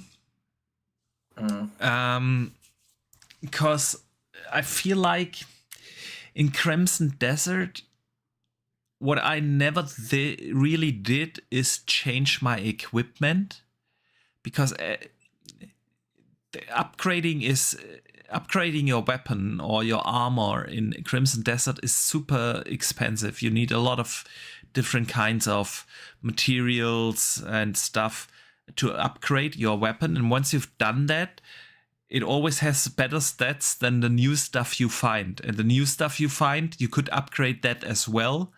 But then you would have to find all the resources again. And some of those are very limited in the game world. And so Crimson Desert really doesn't strongly invite you to like actually switch the weapon, switch the shield, switch the helmet, but rather than just keep improving the stuff you have. And I think that's better done in Assassin's Creed Shadows. Maybe. Yeah. Okay. Yeah. The Big Bridge writes in.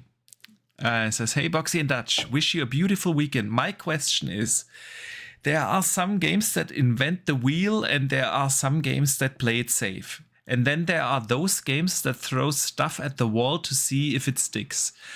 What's the most outlandish, unique game you've ever played? Not necessarily a good or successful one.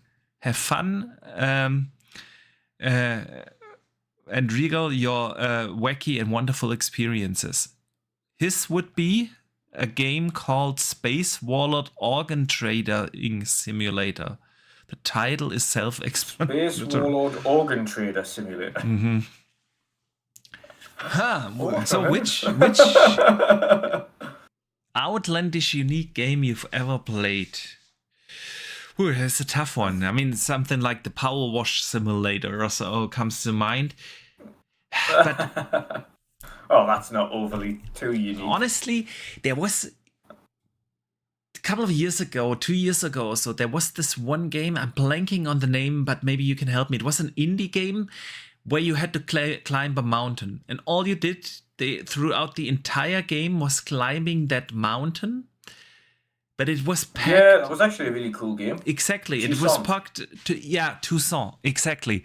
And that was packed in a beautiful story, without having a single word spoken in the game, right? It was a beautiful story. I would have never expected a game where I climb a mountain is going to be fun, but this was a unique one.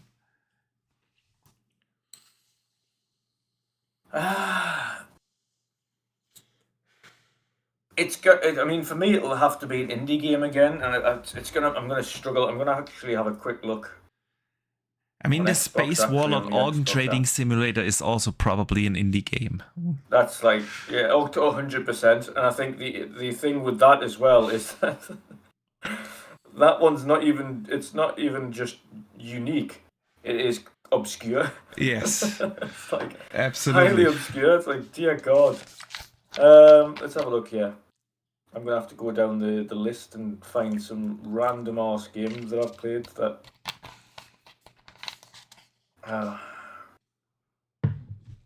It's a tough question. It is really tough because I've played some random games in my time. Yeah. But none as random as that one. Not even slightly.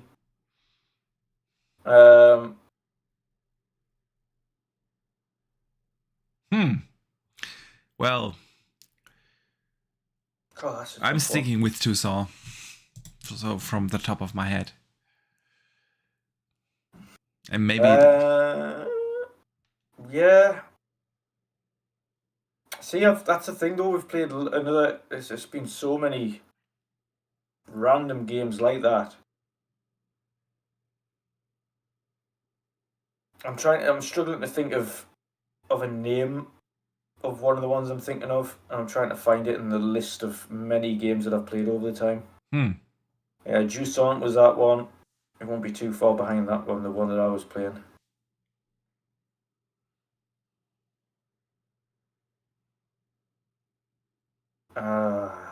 Dear me. Well, Dutch, it's okay. You can also just pick Tucson. Yeah, I think for the purpose of speed and time, yes. Jusant for now. All right, Dutch. With that, let's wrap today's podcast up. 3.5 hours. It's been one of the longer ones we had recently. But it's been an absolute blast. I want to say a big thank you to our awesome community who joined us here live today. Of course, a big thank you to all the listeners that made it to the end. I'll tell you what was a random one. Bug snacks. Oof. I've not played that, but I know what it is. Yeah. Yeah. That is random. Yeah, definitely. All right. Again, a big thank you to everyone who listened, either here on YouTube or on Spotify, Apple Podcasts, wherever you've listened. Massive thank you. Dutch, before we let everyone out of here, anything you want to add? Get out to the community? No, everyone, those of you who are thankfully off for a bank holiday weekend, enjoy it. Absolutely. And have a good time gaming or whatever you're doing with your weekend, enjoy it. But yeah, until then, guys, have a lovely evening. Yeah, nothing more to add. Enjoy your gaming. For most countries, it's gonna be a long weekend. Play some Crimson Desert. And thank me later if you haven't already. We will be back probably next week. Next week is still a little iffy. Could happen that I have to go on a work trip. That will be decided on Tuesday, most likely. So to be confirmed. Yeah, so it could be that we have to do a weekend show next week or so. Let's see. Anyways, we hope we will be back next week. Again, thank you for tuning in. We see you guys in the next one, and don't forget to game on.